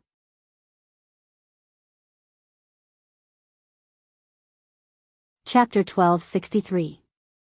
Yun Jian's sudden words made Qi Xiaoxiao and Lin Zihang tremble. You, what did you say? Qi Xiaoxiao was shocked by Yun Jian's words. Qi Xiaoxiao took 2 steps back at the thought that Yun Jian was an advanced special forces soldier. But very quickly, Qi Xiaoxiao was afraid that her scandal with Lin Zihang would be exposed, and she was even more afraid that she had bragged in front of everyone. Many people even said that she could become the future madam of Shengyuan Company. But in such a short time. Lin Zihang didn't want her anymore? That wasn't the main point. The main point was that Lin Zihang wasn't tired of her. This meant that if Qi Xiaoxiao didn't say anything, no one would know. But she had just bragged in front of so many people and Yun Jian had seen it. Yun Jian heard what she said. How much did she hear? How was she going to face others if this got out? Yun Jian, what did you hear? Let me tell you, my boyfriend is the young master of Xingyuan Company. If you dare to say a word about what you just heard, I'll make sure you're in big trouble. Qi Xiaoxiao was obviously scared to death. If people found out that she had slept with Lin Zihang, the main thing was that Lin Zihang didn't want to marry her anymore. If this got out, she would lose all her face. She would definitely be done for. When people talked about her, they would only say that she was a slut. She didn't know how to behave at such a young age. Qi Xiaoxiao was afraid, so she stopped Yun Jian from going downstairs, not allowing Yun Jian to go downstairs. Yun Jian glanced at Qi Xiaoxiao. Yun Jian was taller and slimmer than Qi Xiaoxiao. Qi Xiaoxiao was also a little chubby.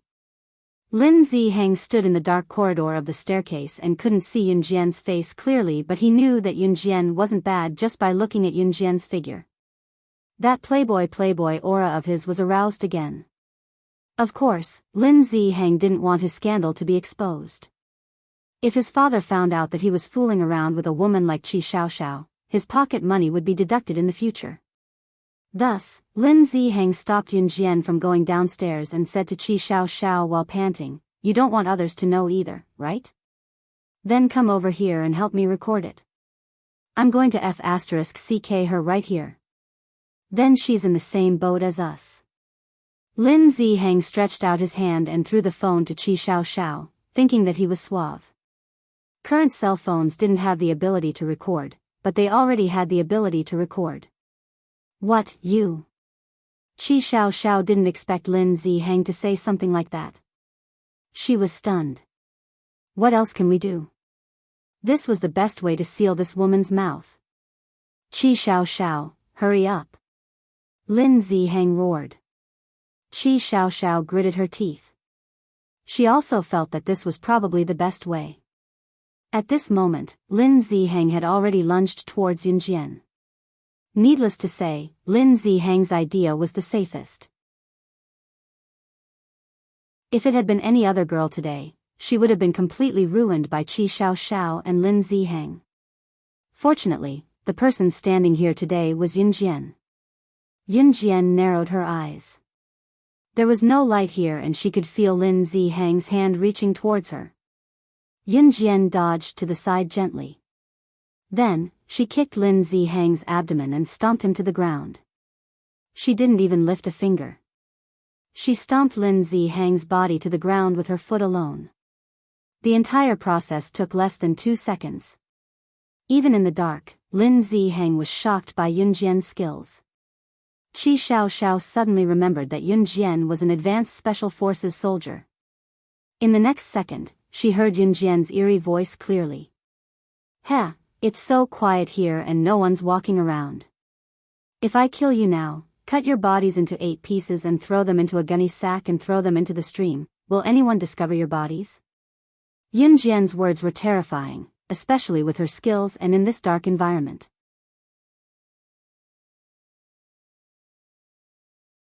Chapter 1264. Yun Jian didn't waste any more time with Qi Xiaoxiao and Lin Zihang. She didn't intend to bother anyway. Besides, Chen Sini was still waiting for her in the toilet. After Yun Jian finished her sentence, she walked downstairs lazily with her hands in her pockets as if nothing had happened. Qi Xiaoxiao was shocked. Her hands were unsteady just now and she accidentally dropped Lin Zihang's phone on the floor. However, both Qi Xiaoxiao and Lin Zihang weren't paying attention to this. They were more concerned about whether Yun Jian would reveal what she said just now. Qi Xiaoxiao and Lin Zihang didn't say anything as they watched Yun Jian walk down the stairs towards the front desk on the first floor. After a while, Lin Zihang shouted angrily at Qi Xiaoxiao, "Hurry, and help me up. It hurts so much. Damn it." Qi Xiao was so shocked that she quickly ran over to help Lin Zi hang up. After all, Qi Xiao had to coax Lin Zi hang so that her days of being admired would last longer. After helping Lin Zi hang up, Qi Xiao and Lin Zi hang quickly walked towards the room where their classmates were. Although they were afraid that Yun Jian would reveal what she saw just now, Qi Xiao and Lin Zi hang were more afraid that Yun Jian would go back first. Because at least if they went back first, even if Yun Jian wanted to talk nonsense, she wouldn't be able to prove it. For the next period of time, Qi Xiao and Lin Zi hang were in a state of tension. When the classmates talked to Qi Xiao and Lin Zi hang, they could clearly feel that Qi Xiao and Lin Zi hang were distracted. Because they didn't know what was going on, the classmates didn't pay much attention to it. Until Yun Jian and Chen Sini returned from the toilet, Qi Xiao and Lin Zi hang didn't even bother to be polite with their classmates. Their eyes were constantly on Yun Jian. Yun Jian and Chen Sini had just returned to their seats when Zhang Xiaofeng's scolding voice was heard. Damn, Sini, why did you take so long to go to the toilet? I almost thought you fell into a pit. If you keep talking nonsense, I'll beat you up. When Chen Sini heard this, she was a little petty. She immediately clenched her fist and puckered her lips as she lightly punched Zhang Xiaofeng. Zhang Xiaofeng laughed as he grabbed Chen Sini's fist that was coming at him. He then continued to tease her. Take it easy, I'm not the same as before. Right now, I have the ultimate technique that Master personally imparted to me. Ha ha ha.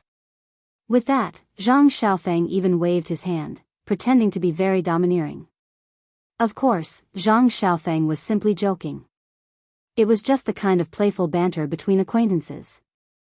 Chen Sini was amused by Zhang Xiaofeng's actions.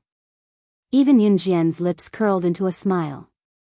Xiao, why are you looking at Yun Jian over there? A girl from the next table asked in a strange tone. Suddenly, there was the sound of chopsticks falling to the ground, followed by the sound of Qi Xiao's messy hands and feet. No, I just think she looks especially good today. I wonder what foundation she's wearing today, haha. From her voice, one could tell that Qi Xiao was in a panic. The more Yun Jian pretended that nothing had happened, the more Qi Xiao and Lin Zi hang were afraid that she had ulterior motives. However, in reality, Yun Jian didn't want to care about what had just happened. I don't wear makeup. Yun Jian's cold voice was heard. Her voice was icy, sending chills down one's spine. Qi Xiao and Lin Zi hang shivered at the same time.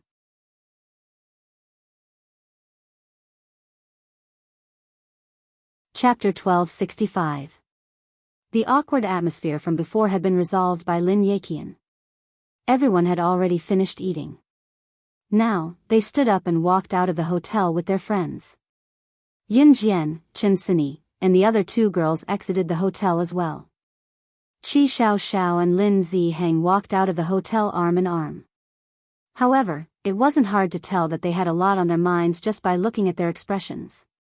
It's not too far to walk to the racecourse from here. We'll be there in about 20 minutes, Lin Yeqian said methodically as she stood in front of everyone.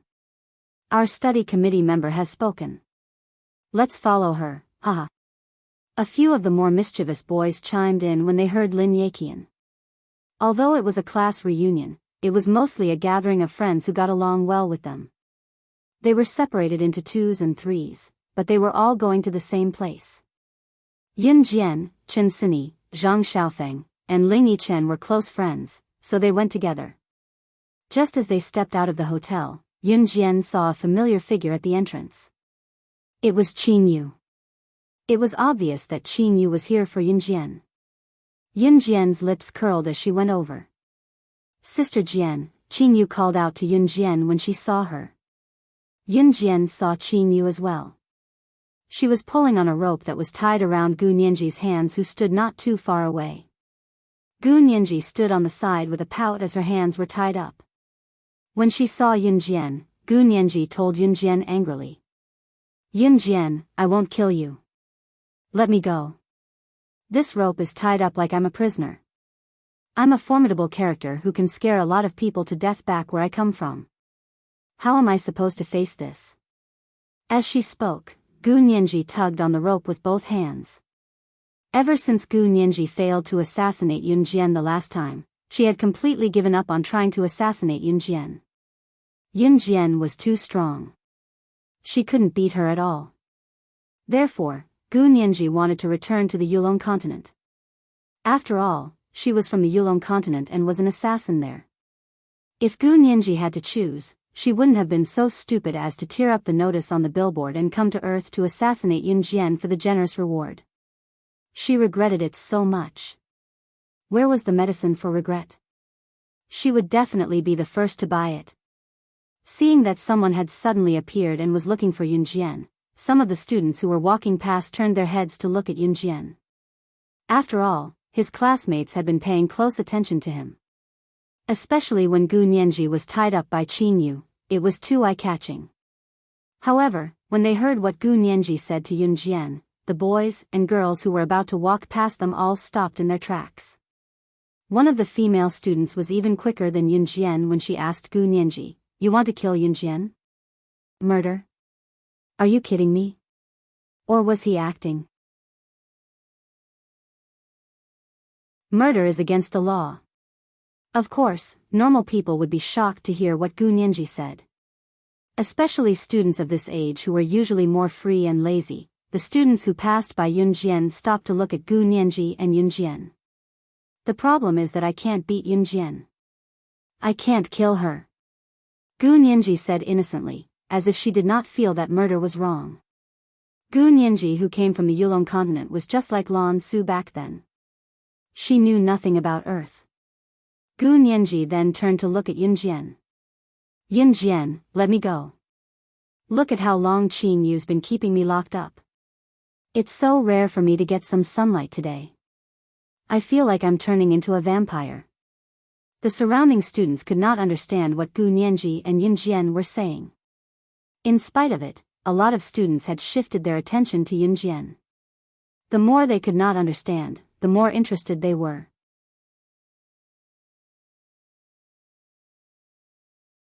Chapter 1266. Then, Yun Jian reached out to ruffle Gu Nianji's raven hair. She smiled and took 2 steps forward. Then, she paused and turned to look at Qin Yu. "Both of you, come with us." Qin Yu nodded and followed Yun Jian with the rope that bound Gu Nianji's hands. Gu Nianji pouted but eventually followed Yun Jian with Qin Yu. Halfway through, Qin Yu paused to ruffle Gu Nianji's head like Yun Jian and lowered her head to tease her softly by her ear. "Silly Nian Nian." Then, Qin Yu suppressed her laughter and followed Yun Jian. Gu Nianji was speechless. Did she want to die? Why were both of them bullying her? The group of students standing behind him were all dumbfounded. What was going on? Why were Gu Nianji and Yun Jian speaking in such a profound manner? Why did it feel like the two of them were deliberately putting on a show for their classmates to get everyone's attention? Some of the students felt disgusted. They thought that Yun Jian was doing this on purpose to get everyone's attention. However, no one exposed her or showed their emotions on their faces. Yun Jian's class reunion was also considered a graduation ceremony. Not only were the students from the same class able to attend, but students from other classes and even those who were not from Longmen High School could attend as well. Therefore, it did not matter if Qin Yu and Gu Nianji were there as well. Qin Yu brought Gu Nianji out for a walk today, but she knew that Yun Jian's class was having a reunion, so she brought Gu Nianji along to join in the fun. Let's go. We have to hurry. It's best to get to the racecourse before 12:50 p.m. because we have to pick our favorite horses when we get there later. There'll be a horse race in the afternoon too. Lin Yeqian walked at the front, like a tour guide, leading everyone forward. One had to admit that Lin Yeqian's arrangement was very appropriate. Especially when they were in school, Lin Yeqian, as the study committee member, had displayed extraordinary organizational skills. Therefore, everyone was more than happy to listen to Lin Yeqian's arrangement. Soon, Yun Jian and the others arrived at the racecourse. When they arrived at the stud farm, the first thing they saw was the old man who raised the horses. The old man's surname was Zhang. He was already in his 50s or 60s. He had been raising horses for nearly 30 to 40 years. It could be said that he had been focusing on raising horses since he was 16 or 17 years old. He knew horses very well. Right now, Uncle Zhang was helping to manage the entire horse farm. Lin Zihang obviously knew Uncle Zhang, so Lin Zihang said a few words to Uncle Zhang in a very smug manner. Then, Uncle Zhang led everyone to choose a horse. Xiao Jian, what horse do you want to pick? Chen Sini was excited as she tugged at Yun Jian and asked Yun Jian. This type of horse can't fly, so I'm not riding it. Gun Yinji glared at the people who were choosing horses in disdain. All the horses in the Yulong continent could fly. She didn't want this kind of horse. Yun Jian curled her lips slightly. I think this horse isn't bad. It's sturdy and strong. It'll definitely run the fastest. I'll choose it. Zhang Xiaofeng was already in front of a horse. He untied the black horse's leash and said, "Let's go." Pfft. A chuckle from a boy suddenly rang out. The guy who suddenly laughed was not Yun Jian's classmate. He was probably a friend or relative who had come with one of his classmates. After he was done laughing, he started mocking Zhang Xiaofeng.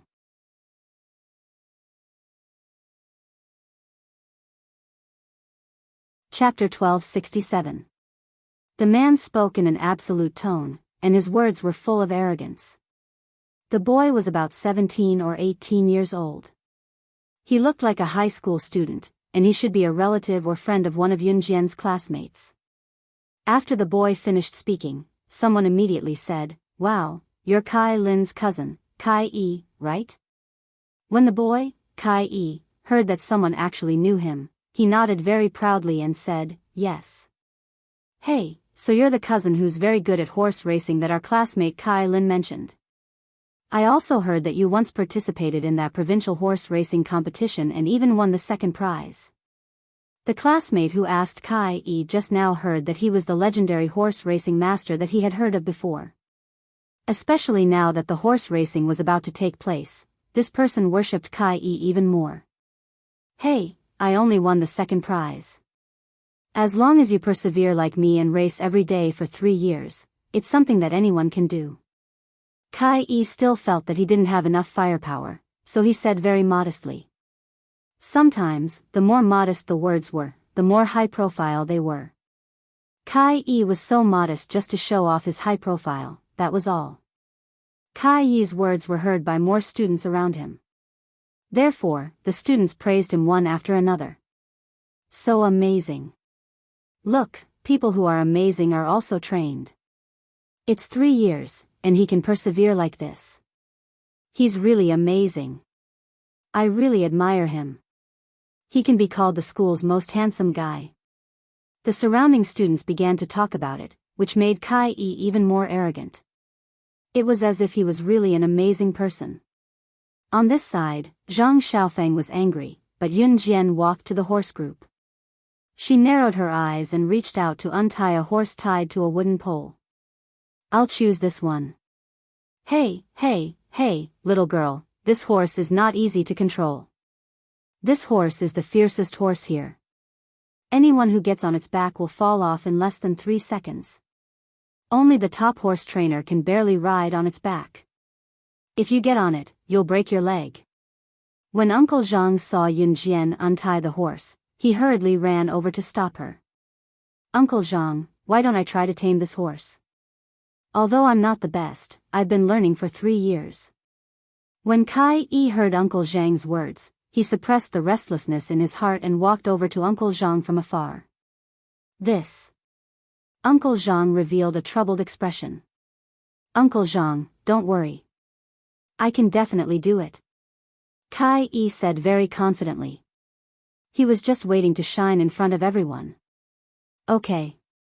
Uncle Zhang was silent for 2 seconds before he nodded in agreement. Yun Jian didn't say anything. She just stood there and watched Kai Yi lead the horse in front of everyone. Because of Uncle Zhang's words, the surrounding people tensed up and looked over. Uncle Zhang said that this horse could only be tamed by a top-notch horse trainer. Kai Yi's current actions were obviously a challenge to tame this ferocious horse. Therefore, the surrounding people were attracted over. At the same time, each of them nervously looked at the scene that was about to happen in front of them. Kai Yi felt that the surrounding people were sizing him up. He couldn't wait to show off even more. Therefore, Kai Yi simply grabbed the reins and forcefully stepped on the stirrups to sit on the back of this ferocious horse. Just as he sat on the back of this ferocious horse, the horse roared and shook crazily. Kai Yi was stunned for a few seconds. He desperately grabbed the reins, but in less than 3 seconds, he was thrown to the ground by the horse. Kai Yi endured the pain and quickly stood up.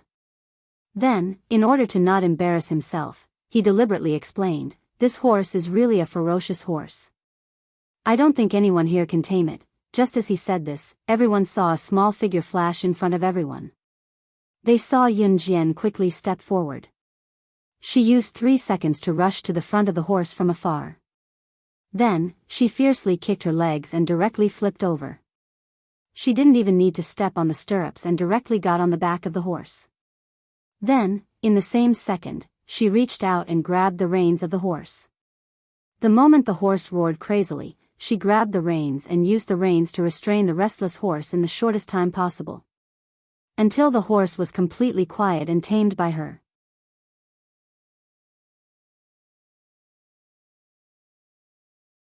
Chapter 1268. Yun Jian's words were loud and clear. Her voice echoed throughout the hall and everyone was stunned. She actually rode on the back of this horse? Didn't they say that this horse was wild? Didn't they say that only the best horse trainers could tame it? Some students stared blankly as Yun Jian mounted the horse. Especially when Kai Yi was thrown off the horse in less than 3 seconds, no one doubted that this was a wild horse. What kind of capability did Yun Jian have to be able to do what she did just now to be able to ride such a dark horse? A few of the boys who had their limelight stolen by Kai Yi just now and were still holding a grudge saw this and clapped their hands and shouted, "Good, good. Yun Jian, good job. You didn't embarrass our Class A." Even though everyone had graduated, they still referred to each other as their class. Kai Yi wasn't from their class, so the boys in Year 3 Class A were extremely displeased when they saw Kai Yi and Lin Zihang being called by their classmates and showing off at their graduation ceremony. They just didn't show it on their faces. When Kai Yi fell off the horse just now, the boys in Yun Jian's class wanted to clap and cheer, but they didn't show it directly. Yun Jian got on the horse after Kai Yi fell off because he couldn't control it. This action was like giving Kai Yi a big slap in the face. Therefore, the group of boys in the class cheered and howled. They were so excited that they couldn't control themselves.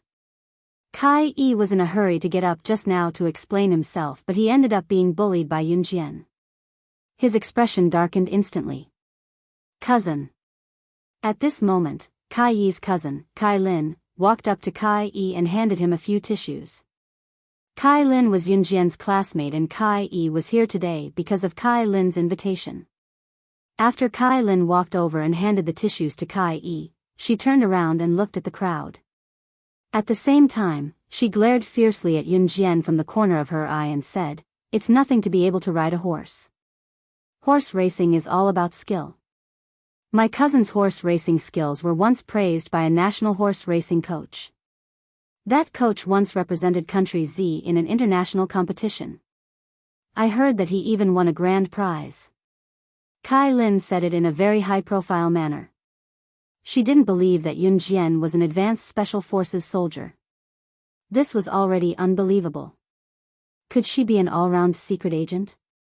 Just like the secret agents in the movies who could blend in with all kinds of professionals without being discovered? Was she an extremely powerful existence? Pfft, wasn't this a joke? How old was she? Kai Lin was very unhappy. She had been unhappy with Yun Jian for a long time. That's amazing. Immediately, some girls began to chime in. "Oh my God, he is so awesome. He was praised by a national horse racing coach." The girls began to grit their teeth again. At this moment, Yun Jian had already firmly restrained the horse. She pulled the reins and led the horse to Gu Nianji with ease. She didn't care what the people around her were saying. Yun Jian merely smiled and hooked her index finger at Gu Nianji, saying, "I'll give you a chance to set you free as long as you choose a horse to race against me." Yun Jian's words successfully attracted everyone's attention. Gu Nianji made an exaggerated expression when she was called and pointed at the horses before saying, "What, you want me to use this inferior horse that can't fly to race against you? Are you kidding me?"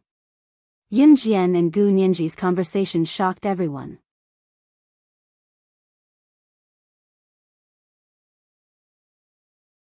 Chapter 1269. Kai Lin had one or two friends with her as well. It was easy for girls to get jealous, especially after what Yun Jian had just done and said. She had attracted everyone's attention. Therefore, after Kai Lin finished speaking, a few girls immediately followed suit and pointed at Yun Jian, Gu Nianji, and Qin Yu. Yun Jian pretended not to hear them. She stared at Gu Nianji, the curve of her lips clearly visible. Girls were mostly just talking to other girls. Seeing that Yun Jian was not listening, Kai Lin and the girls around her could only give up. Gu Nianji felt uncomfortable being stared at by Yun Jian. In the end, Gu Nianji looked at Yun Jian awkwardly and stammered, "Will you really set me free if I win? I'll only give you one chance. I won't wait for it after that." Yun Jian crossed her arms and looked at Gu Nianji without saying a word. "Fine. Let's compete. Although this horse is a little low class, Gu Nianji, don't want to be tied up like a prisoner again." Gu Nianji narrowed her eyes. "You two young ladies want to compete in horse racing?" Uncle Zhang walked up to Yun Jian and Gu Nianji and asked kindly. Yun Jian answered. "Young ladies, this is the only racetrack we have here. I'm sure all of you youngsters would want to race, and you don't have much time. Let's see if it's a 5-person race. You two young ladies can still compete." Uncle Zhang opened his mouth to explain. There was only one racetrack here. If these 40 to 50 students from Yun Jian's class and their friends and relatives wanted to race one-on-one, there would not be enough time in the afternoon. Although many of them could not even make the horse run while riding, since the students were all here, they would definitely want everyone to experience the feeling of horse racing. "I have no objections." Yun Jian didn't have any objections because she only wanted to race with Gu Nianji. It had nothing to do with her if someone else got involved. Good. Then we'll add 3 more people for the first round of horse racing. Who wants to participate in the first round? Uncle Zhang heaved a sigh of relief and said to the crowd. "Sister Jian, you two have fun. I won't join in the fun." Qin Yu loosened her grip on Gu Nianji's arm easily. Finally untied, Gu Nianji stretched lazily. "I'll do it." Kai Yi's voice rang out. Then, Kai Yi walked over to them. "Are there any other 2 students who want to compete in the first round? Why don't you come together?" Uncle Zhang nodded towards Kai Yi and said. In the end, 2 boys who didn't know how to ride horses were pushed out. It could be said that the 2 of them had never seen a live horse before, let alone know how to ride one. However, the 2 of them were still brave enough to stand out and give it a try. This was worthy of praise. Thus, Yun Jian, Gu Nianji, Kai Yi, and the 2 male students each pulled their chosen horses and lined up side by side at the starting line of the horse racing venue. They were ready. "Cousin, do your best. You're the best. First place will definitely be yours." Kai Lin stood a distance away and cheered with her hands cupped around her mouth. Hearing his cousin's words, Kai Yi's nervousness calmed down instantly. Speaking of which, Yun Jian was just an ordinary junior high school graduate. Even if she had suppressed the wild horse just now, what did that mean? Thinking of this, Kai Yi turned to lecture Yun Jian and Gu Nianji to calm himself down.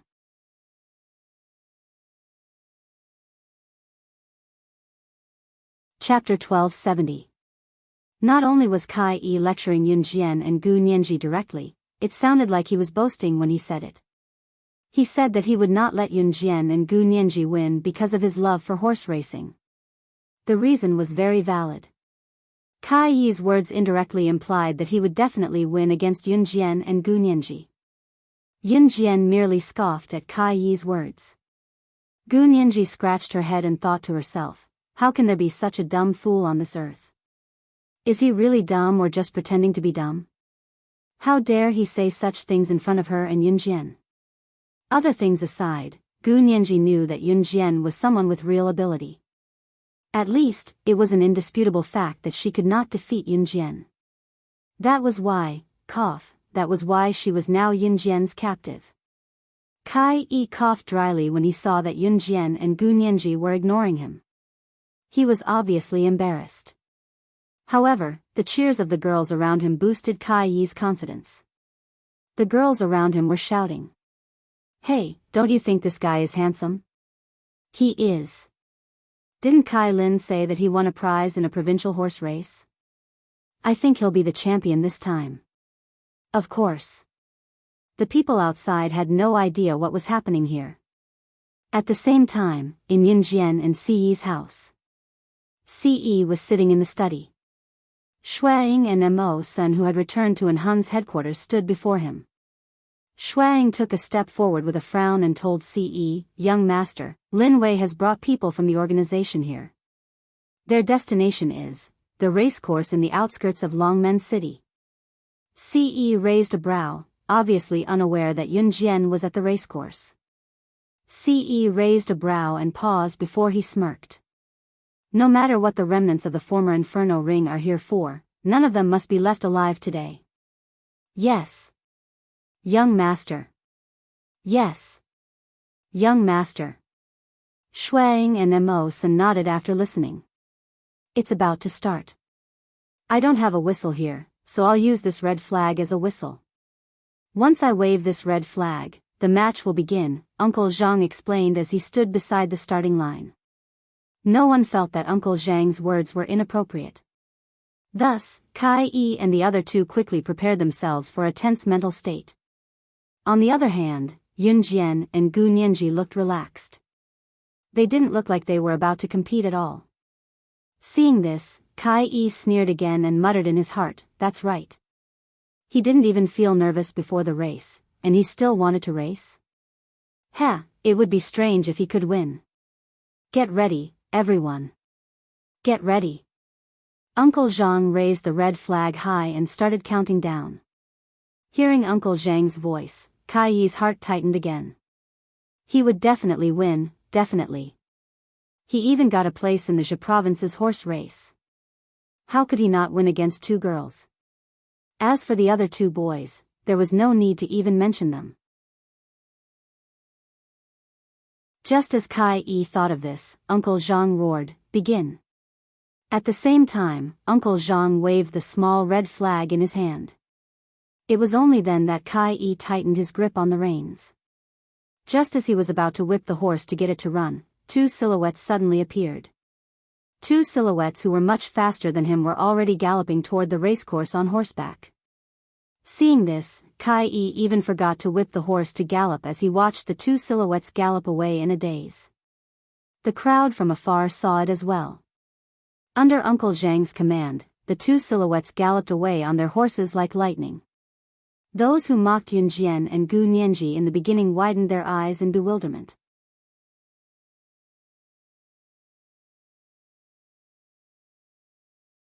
Chapter 1271. Kai Yi was stunned from the start as he stood rooted to the ground with the whip in his hand. It was only when Yun Jian and Gu Nianji were 10 meters away that Kai Yi snapped back to his senses. He immediately chased after them with the whip in his hand. As for the other two boys, because they had never learned how to race horses, the two of them grabbed the reins and pulled. They accidentally drove the horses to a place that was not the racetrack and completely deviated from the racetrack. Of course, none of the students present paid any attention to the two boys.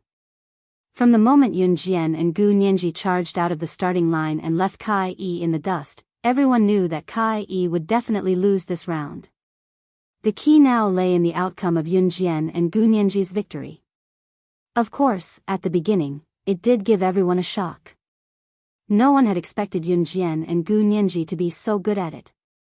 He actually rushed out of the starting line right from the start and left Kai Yi in the dust right from the start. Oh my god, Yunjian and that girl are amazing. Someone began to shout as they watched Yunjian and Gu Nianji charge out. Don't forget that Yunjian is an advanced special forces soldier.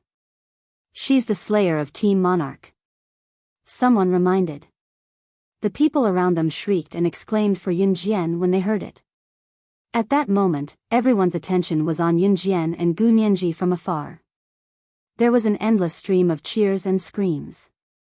Kai Lin's face immediately turned pale. How was that possible? How could her cousin, Kai Yi, lose to Yunjian and that girl? Look! There! Someone shouted, pointing at Yunjian and Gu Nianji's departing figures. Everyone turned to look. They saw Yunjian holding on to the reins and gradually leaving Gu Nianji behind. Gu Nianji was having a hard time chasing after her. However, it was not hard to tell that Gu Nianji was not to be underestimated. Oh my god, I've been at the racecourse for 30 to 40 years. This is the first time I've seen such an exciting race. Even Uncle Zhang couldn't help but grab the red flag that was used as a whistle to prepare for the start. His entire body tensed up. After all, Uncle Zhang was a professional, so when the people around him heard Uncle Zhang's words, their hearts tightened at this moment. If even Uncle Zhang said so, then how incredible were Yunjian and Gu Nianji. When they were about to reach the finish line, Yunjian and Gu Nianji had maintained their pace one after the other. In the last 10 seconds of the sprint, Yunjian suddenly grabbed the reins and sped up. Gu Nianji had already reached her limit and could no longer speed up. In the last few seconds, Yunjian reached the finish line 5 seconds faster than Gu Nian. As soon as she crossed the finish line, Yunjian jumped. The horse was still galloping. Her jump was a very dangerous move, but Yunjian was able to do it smoothly. With a leap, Yunjian landed on the flat ground and grabbed the reins to rein the wild horse that was about to gallop away. In at most 3 seconds, she had completed this series of actions. Gu Nianji pulled the reins and slowly slowed the horse down from the finish line. By the time Gu Nianji stopped, Yunjian was already looking at her with narrowed eyes. Gu Nianji also jumped off the horse's back. Both of them were very agile and did not match the age of a teenage girl. Everyone around them was dumbfounded. However, they saw Gu Nianji take 2 steps toward Yunjian. She laughed and said to Yunjian, "I admit defeat. Yunjian, from today onwards, I, Gu Nianji, will work for you. Will you take me in?"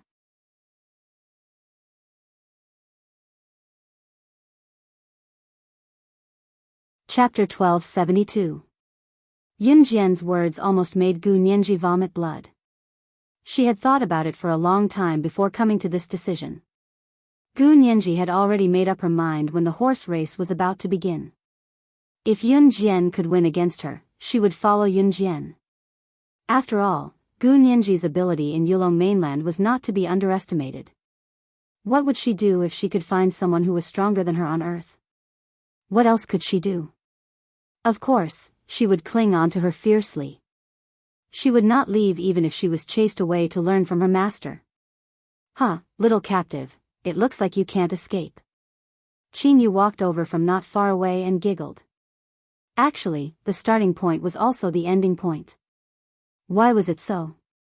Because starting from the starting point and running 1 round around the racetrack, one would still end up back at the starting point.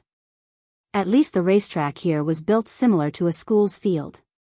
The surrounding students all stood rooted to the ground. Other than Kai Lin's group of girls, everyone else was extremely impressed with Yunjian. Especially Yunjian's handsome appearance just now. It was exactly the style they wanted. Kai Lin frowned when she saw that her cousin, Kai Yi, did not catch up. She finally could not take it anymore.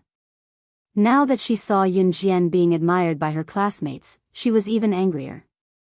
However, Kai Lin was smarter. She never showed her disgust towards others on her face. She heard Gu Nianji say that she wanted to follow Yunjian just now. Here came the question. What did she want to do with Yunjian? Seizing the opportunity to make things difficult for Yunjian, Kai Lin immediately walked over. Congratulations on winning. You guys are amazing. Kai Lin said this first, then continued to speak to Yunjian in front of everyone with a fake smile. What were you guys talking about just now? Why did you say that you want to follow you?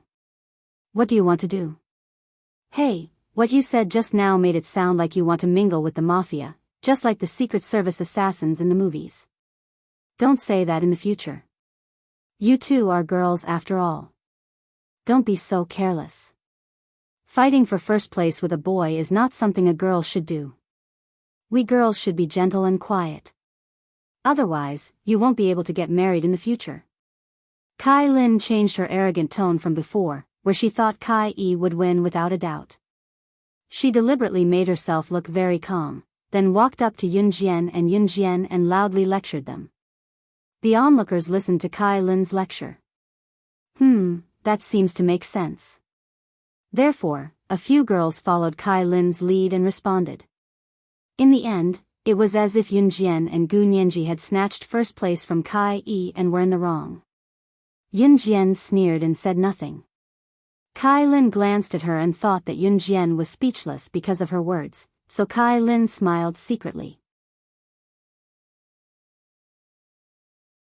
He thought to himself, what Yunjian? What advanced special forces? Does she really think she's a gangster? Especially the woman who competed with Yunjian in horse racing. She even said that she wanted to work for Yunjian. Did he think he was a gangster? Kai Lin hated the smug look on her face. Especially the way Gu Nianji spoke to Yunjian. It was as if she was really going to do something big. Just as Kai Lin finished thinking this, 3 or 4 vans drove into the horse track.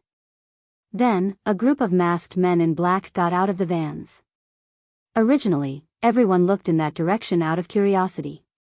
Why were there so many strange people at the horse track?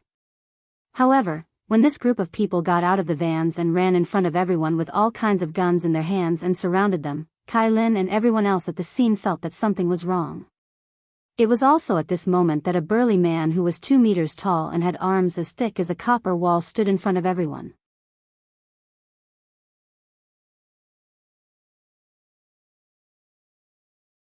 Chapter 1273. As the man spoke, he grabbed a machine gun and suddenly fired at the lawn not far in front of them. Guns, these are real guns. Initially, Kai Lin, Qi Xiao, Lin Zihang, and the rest were only secretly afraid when these people appeared. After all, handguns were banned in Country Z. The appearance of a real gun and a toy gun could not be distinguished, but the bullets in a real gun were loaded with gunpowder. Toy guns could only hold a few toy bullets that were smaller than soybeans at most. They could not kill. Initially, Kai Lin and the rest thought that these men who appeared out of nowhere were just trying to show off by standing in front of them with toy guns. Although they did not know the motive of these men, Kai Lin and the rest were not afraid in the beginning. However, it wasn't until this burly man, who was 2 meters tall and had arms as thick as iron walls, stood in front of everyone, grabbed a machine gun, and started shooting at the empty ground. Only then did they realize what was going on. This was a gun. A real gun. The man frowned. Although the horse farm was surrounded by lawns and there were no houses other than the straw hut that Uncle Zhang had built himself, these people were screaming in fear. But this group of people kept screaming in panic. If someone heard them, it would be troublesome. Especially since they had not found their target. The man suddenly raised his voice. His face was covered by black gauze so they could not tell which country he was from. I'll kill you all if you dare to speak again. As he spoke, the man grabbed the machine gun and fired at the ground again. Everyone, including Kai Lin, squatted down in fear, not daring to make a sound. These people were criminals. They had guns. They had guns in their hands. Yunjian narrowed her eyes. Qinyu, who was standing beside Yunjian, wanted to intervene, but Yunjian grabbed her hand. If she guessed correctly, the man who stood in front with a black gauze covering his face and speaking in Mandarin was actually a mature foreign man. He was the remnant force of the former Inferno Ring that had yet to be completely eradicated. He was even in cahoots with the mysterious person who had controlled people and killed Xiao Yunzhu in his previous life. He was the one who Tai Jin Gang. This Tai Jin Gang was the subordinate of the leader of the Inferno Ring, Job, who had been killed by Yun Jian. But in reality, Job was just a figurehead of the Inferno Ring. The Tai Jingang status was even higher than Job's. In other words, the Tai Jin Gang was the mysterious man's subordinate. The truth was, Yun Jian's guess was right. The 2-meter-tall man standing in front of Yun Jian was Tai Jin Gang. Tai Jin Gang held the machine gun in his hand and glared at the group of people in front of him. After waiting for a while, no one stepped forward. Tai Jin Gang was impatient. He held the machine gun tighter and shouted again, "SS, I know you're here. I'll give you 10 seconds. If you don't come out, I'll use the machine gun to kill everyone here." Tai Jin Gang said fiercely. Kai Lin and Yun Jian's classmates, including Kai Yi, Qi Xiao Xiao, Lin Zihang and the rest who had just returned from the racetrack, did not know what SS was. They did not even know what SS was. No. No. Don't kill us. We really don't know what SS is. Which one of you is SS? Step forward, we don't want to die, sob sob sob.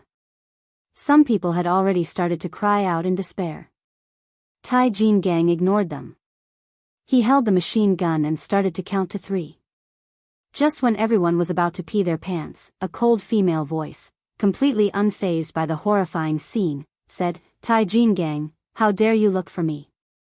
Do you want me to kill you?" Surrounded by so many people led by Tai Jin Gang, Yun Jian stood up fearlessly and spoke. However, when the surrounding students heard Yun Jian's words, they were almost scared to death. Yun Jian was the SS they were talking about. What did SS mean? And did she know what she was talking about? He had a gun in his hand. She actually dared to talk to him like that. Did she want to die?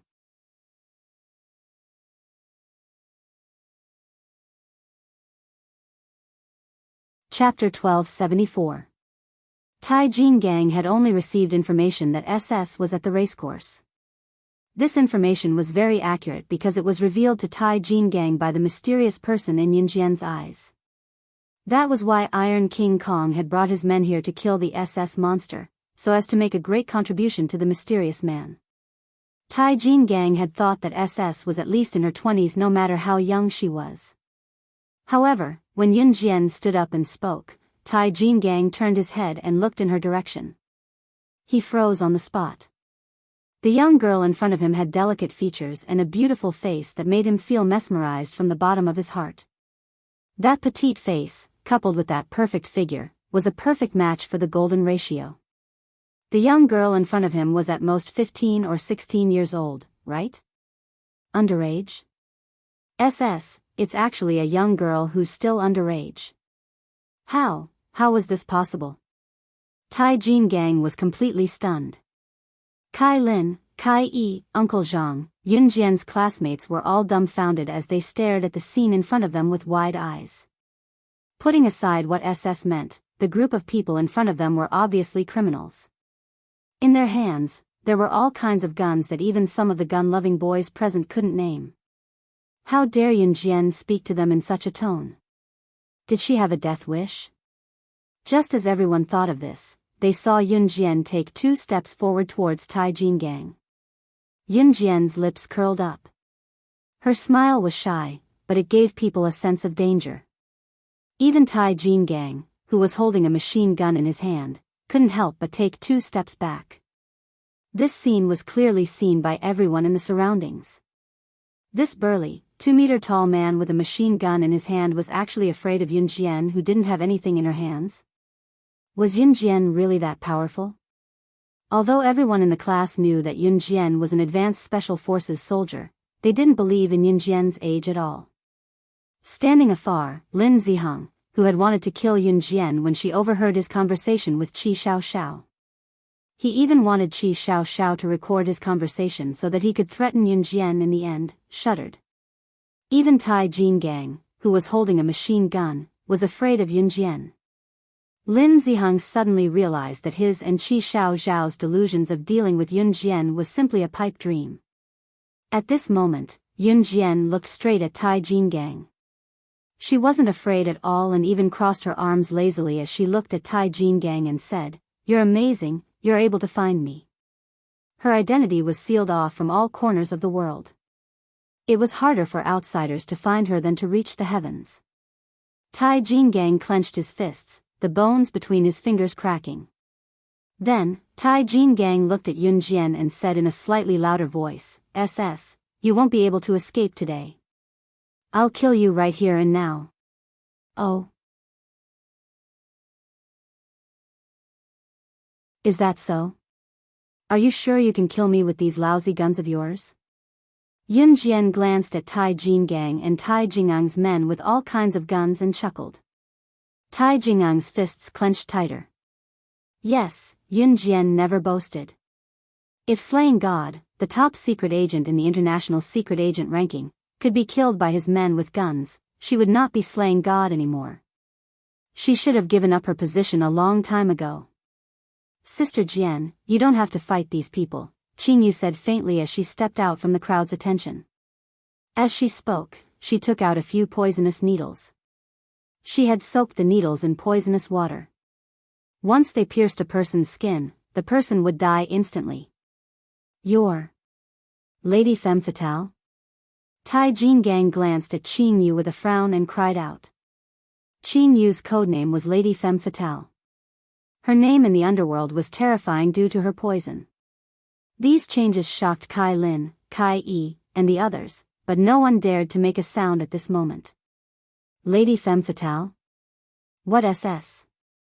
Did they think that they were acting? They gave themselves another codename?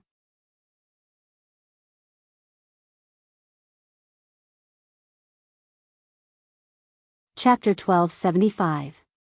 What SS? What Femme Fatale? You guys must be acting, right? And, the bullets from those guns don't have gunpowder or bullets, so they can't kill anyone, right? When one of the boys saw this, he suddenly shouted out in fear, just to comfort himself. Everything in front of him was fake. The people in front of him must be joking. None of this was real. He did not need to be afraid. The boy comforted himself. Acting? Pfft. I think I just heard the funniest joke. Tai Jinggang chuckled, redirecting his attention back to Tai Jinggang. Tai Jinggang was someone who was closely related to assassins and secret agents. At the same time, his ability was unlike those third-rate assassins. Yun Jian might look lazy, but she was actually paying attention to Tai Jinggang and everyone else's actions. She, Yun Jian, was never conceited. Even if she looked extremely lazy on the outside, even if she was so confident that it was unbearable. Even if she had to fight a beggar by the roadside, she would never underestimate anyone. No one could guarantee that the person standing in front of them was weak.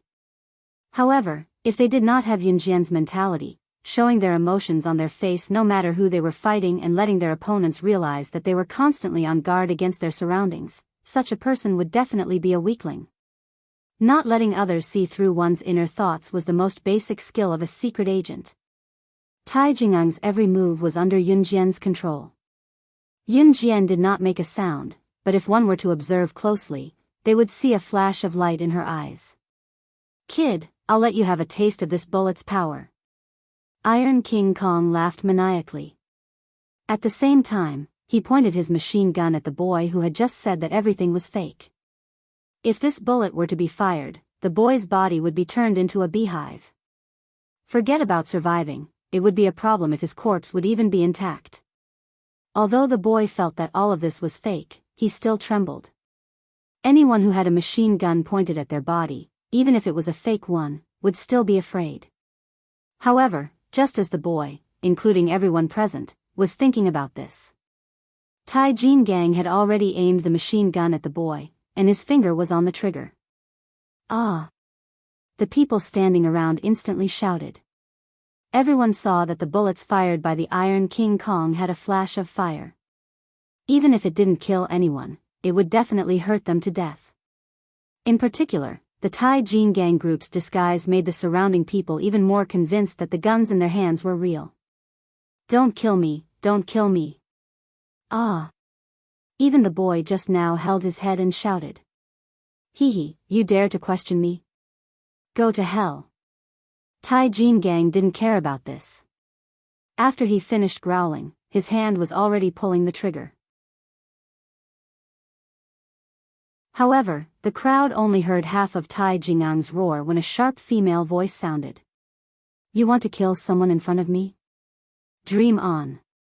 Just as this voice sounded, everyone saw a small and delicate figure pass by in front of them. Within 3 breaths, Yunjian's figure had already arrived in front of Tai Jin gang. She lifted her leg and kicked Tai Jingang's wrist accurately. Tai Jin gang frowned. He had been stopped from shooting the boy, but Yunjian hadn't kicked his wrist. Tai Jin gang took a big step back at the same time. Tai Jingang's strength really couldn't be underestimated. Yunjian narrowed her eyes. She changed her strategy and directly pounced on Tai Jin gang. However, just as she was about to reach Tai Jin gang, she turned to the right and kicked Tai Jingang's waist from the side. Bang! This time, Tai Jin gang was kicked by Yunjian and fell directly to the ground. However, after Tai Jin gang was kicked to the ground, he rolled twice on the ground and stood up in the next second. If someone else had been kicked by Yunjian, they definitely wouldn't be able to stand up within half an hour. Tai Jin gang was indeed powerful. He turned over and stood up a second after being kicked. Yunjian stood in the same place. She curled her lips and sneered at Tai Jin gang. "You can survive one move from me. You're really powerful."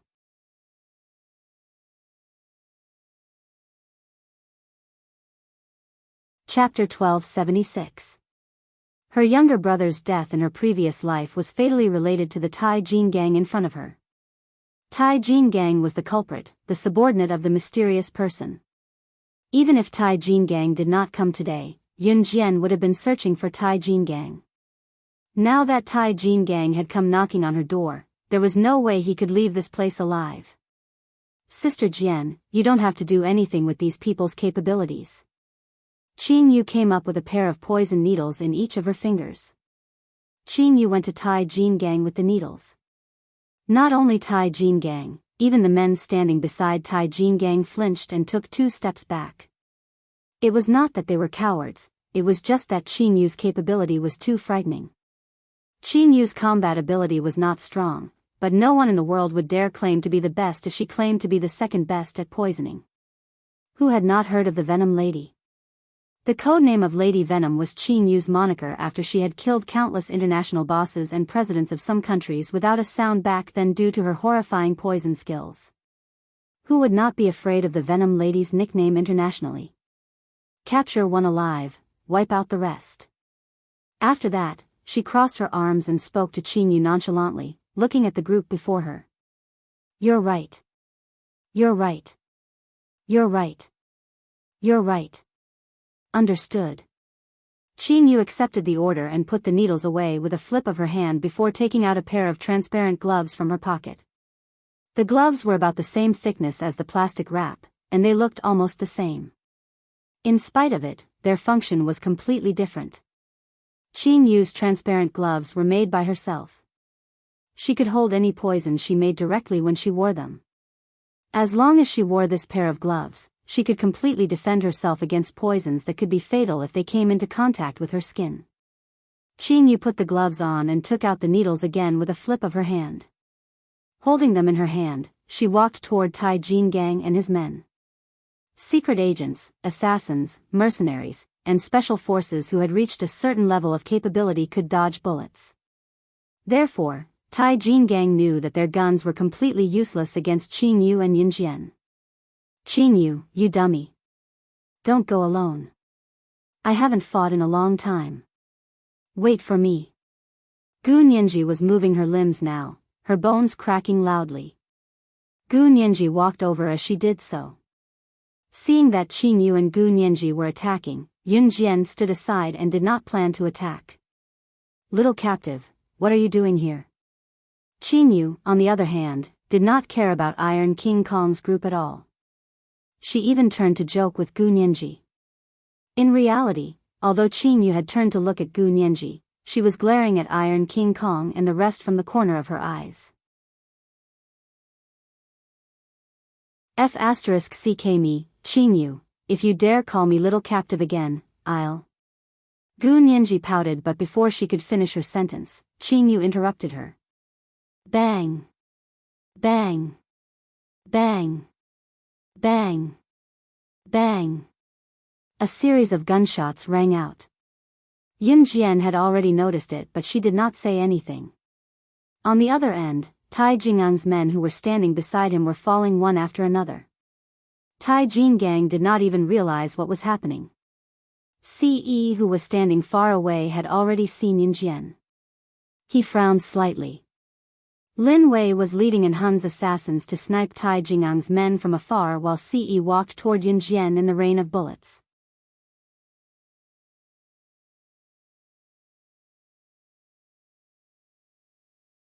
Chapter 1277. Yun Jian had only said it casually, but Uncle Zhang and all of Yun Jian's classmates were so frightened that they quickly looked for trash cans or other defensive places to hide. The boy who was saved by Yun Jian earlier looked at Yun Jian gratefully and was the first to find a place to hide. What the boy did not know was that Yun Jian had not stepped forward to save him because she cared about his life or death. When she said, "Dream on if you want to kill someone in front of me," everyone present, including Tai Jinggang, thought that Yun Jian was protecting them.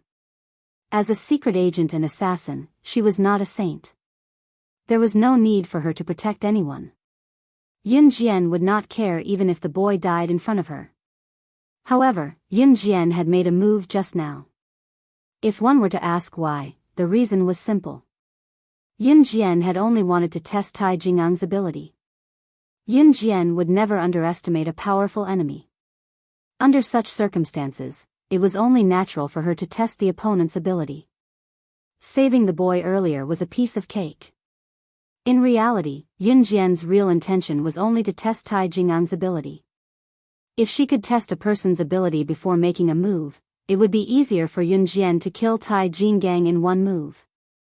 As her soul returned to reality, Yun Jian was already rushing toward Tai Jinggang. Qin Yu and Gu Nianji were only surprised for a moment before they followed Yun Jian's pace and dashed over. Lin Wei was still leading in Hun's assassins to snipe Tai Jingang's underlings from afar. As a result, Tai Jinggang and his men were sandwiched in the middle by Yun Jian and Ci's men. They were attacked from the front and back. Damn it! Kill! Kill! Tai Jinggang finally reacted. More than half of his men had already been killed by Lin Wei and the Hun's assassins. Naturally, Lin Wei's strength was not to be underestimated. He led the assassins to snipe Tai Jingang's group from afar, and they were simply able to kill them one by one. Kai Lin, Kai Yi, Qi Xiao Xiao, Lin Ziheng, and the others who were hiding in the trash can or hiding in various places were all pale with fright as they watched the people collapse one by one. This was beyond the limits of the black market.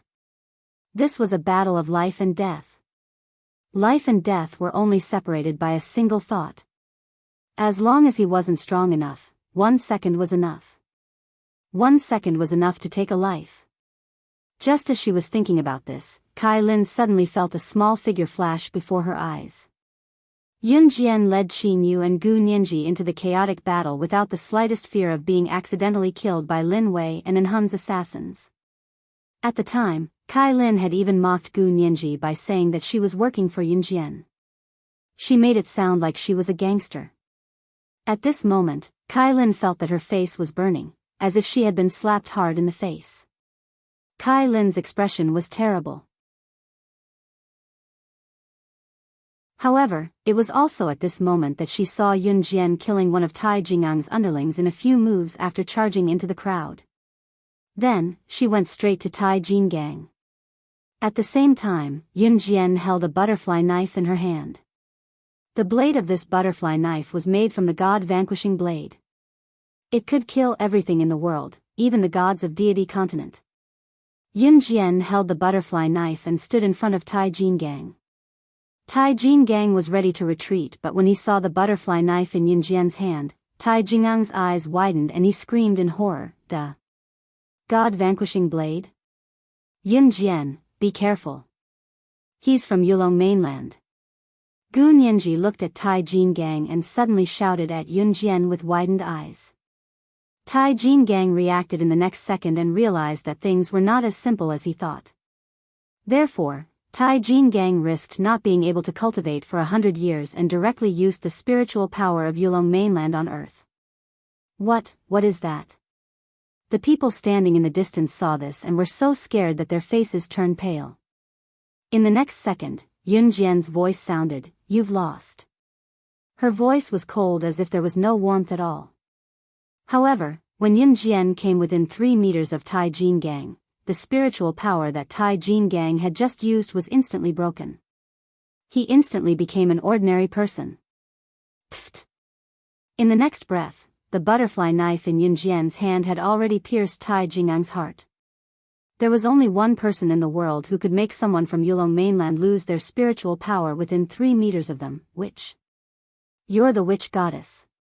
Before he could say the word Lord, Tai Jingang saw Yun Jian smile coldly and say the last words that Tai Jingang heard in this world before he died. "I said, you've lost."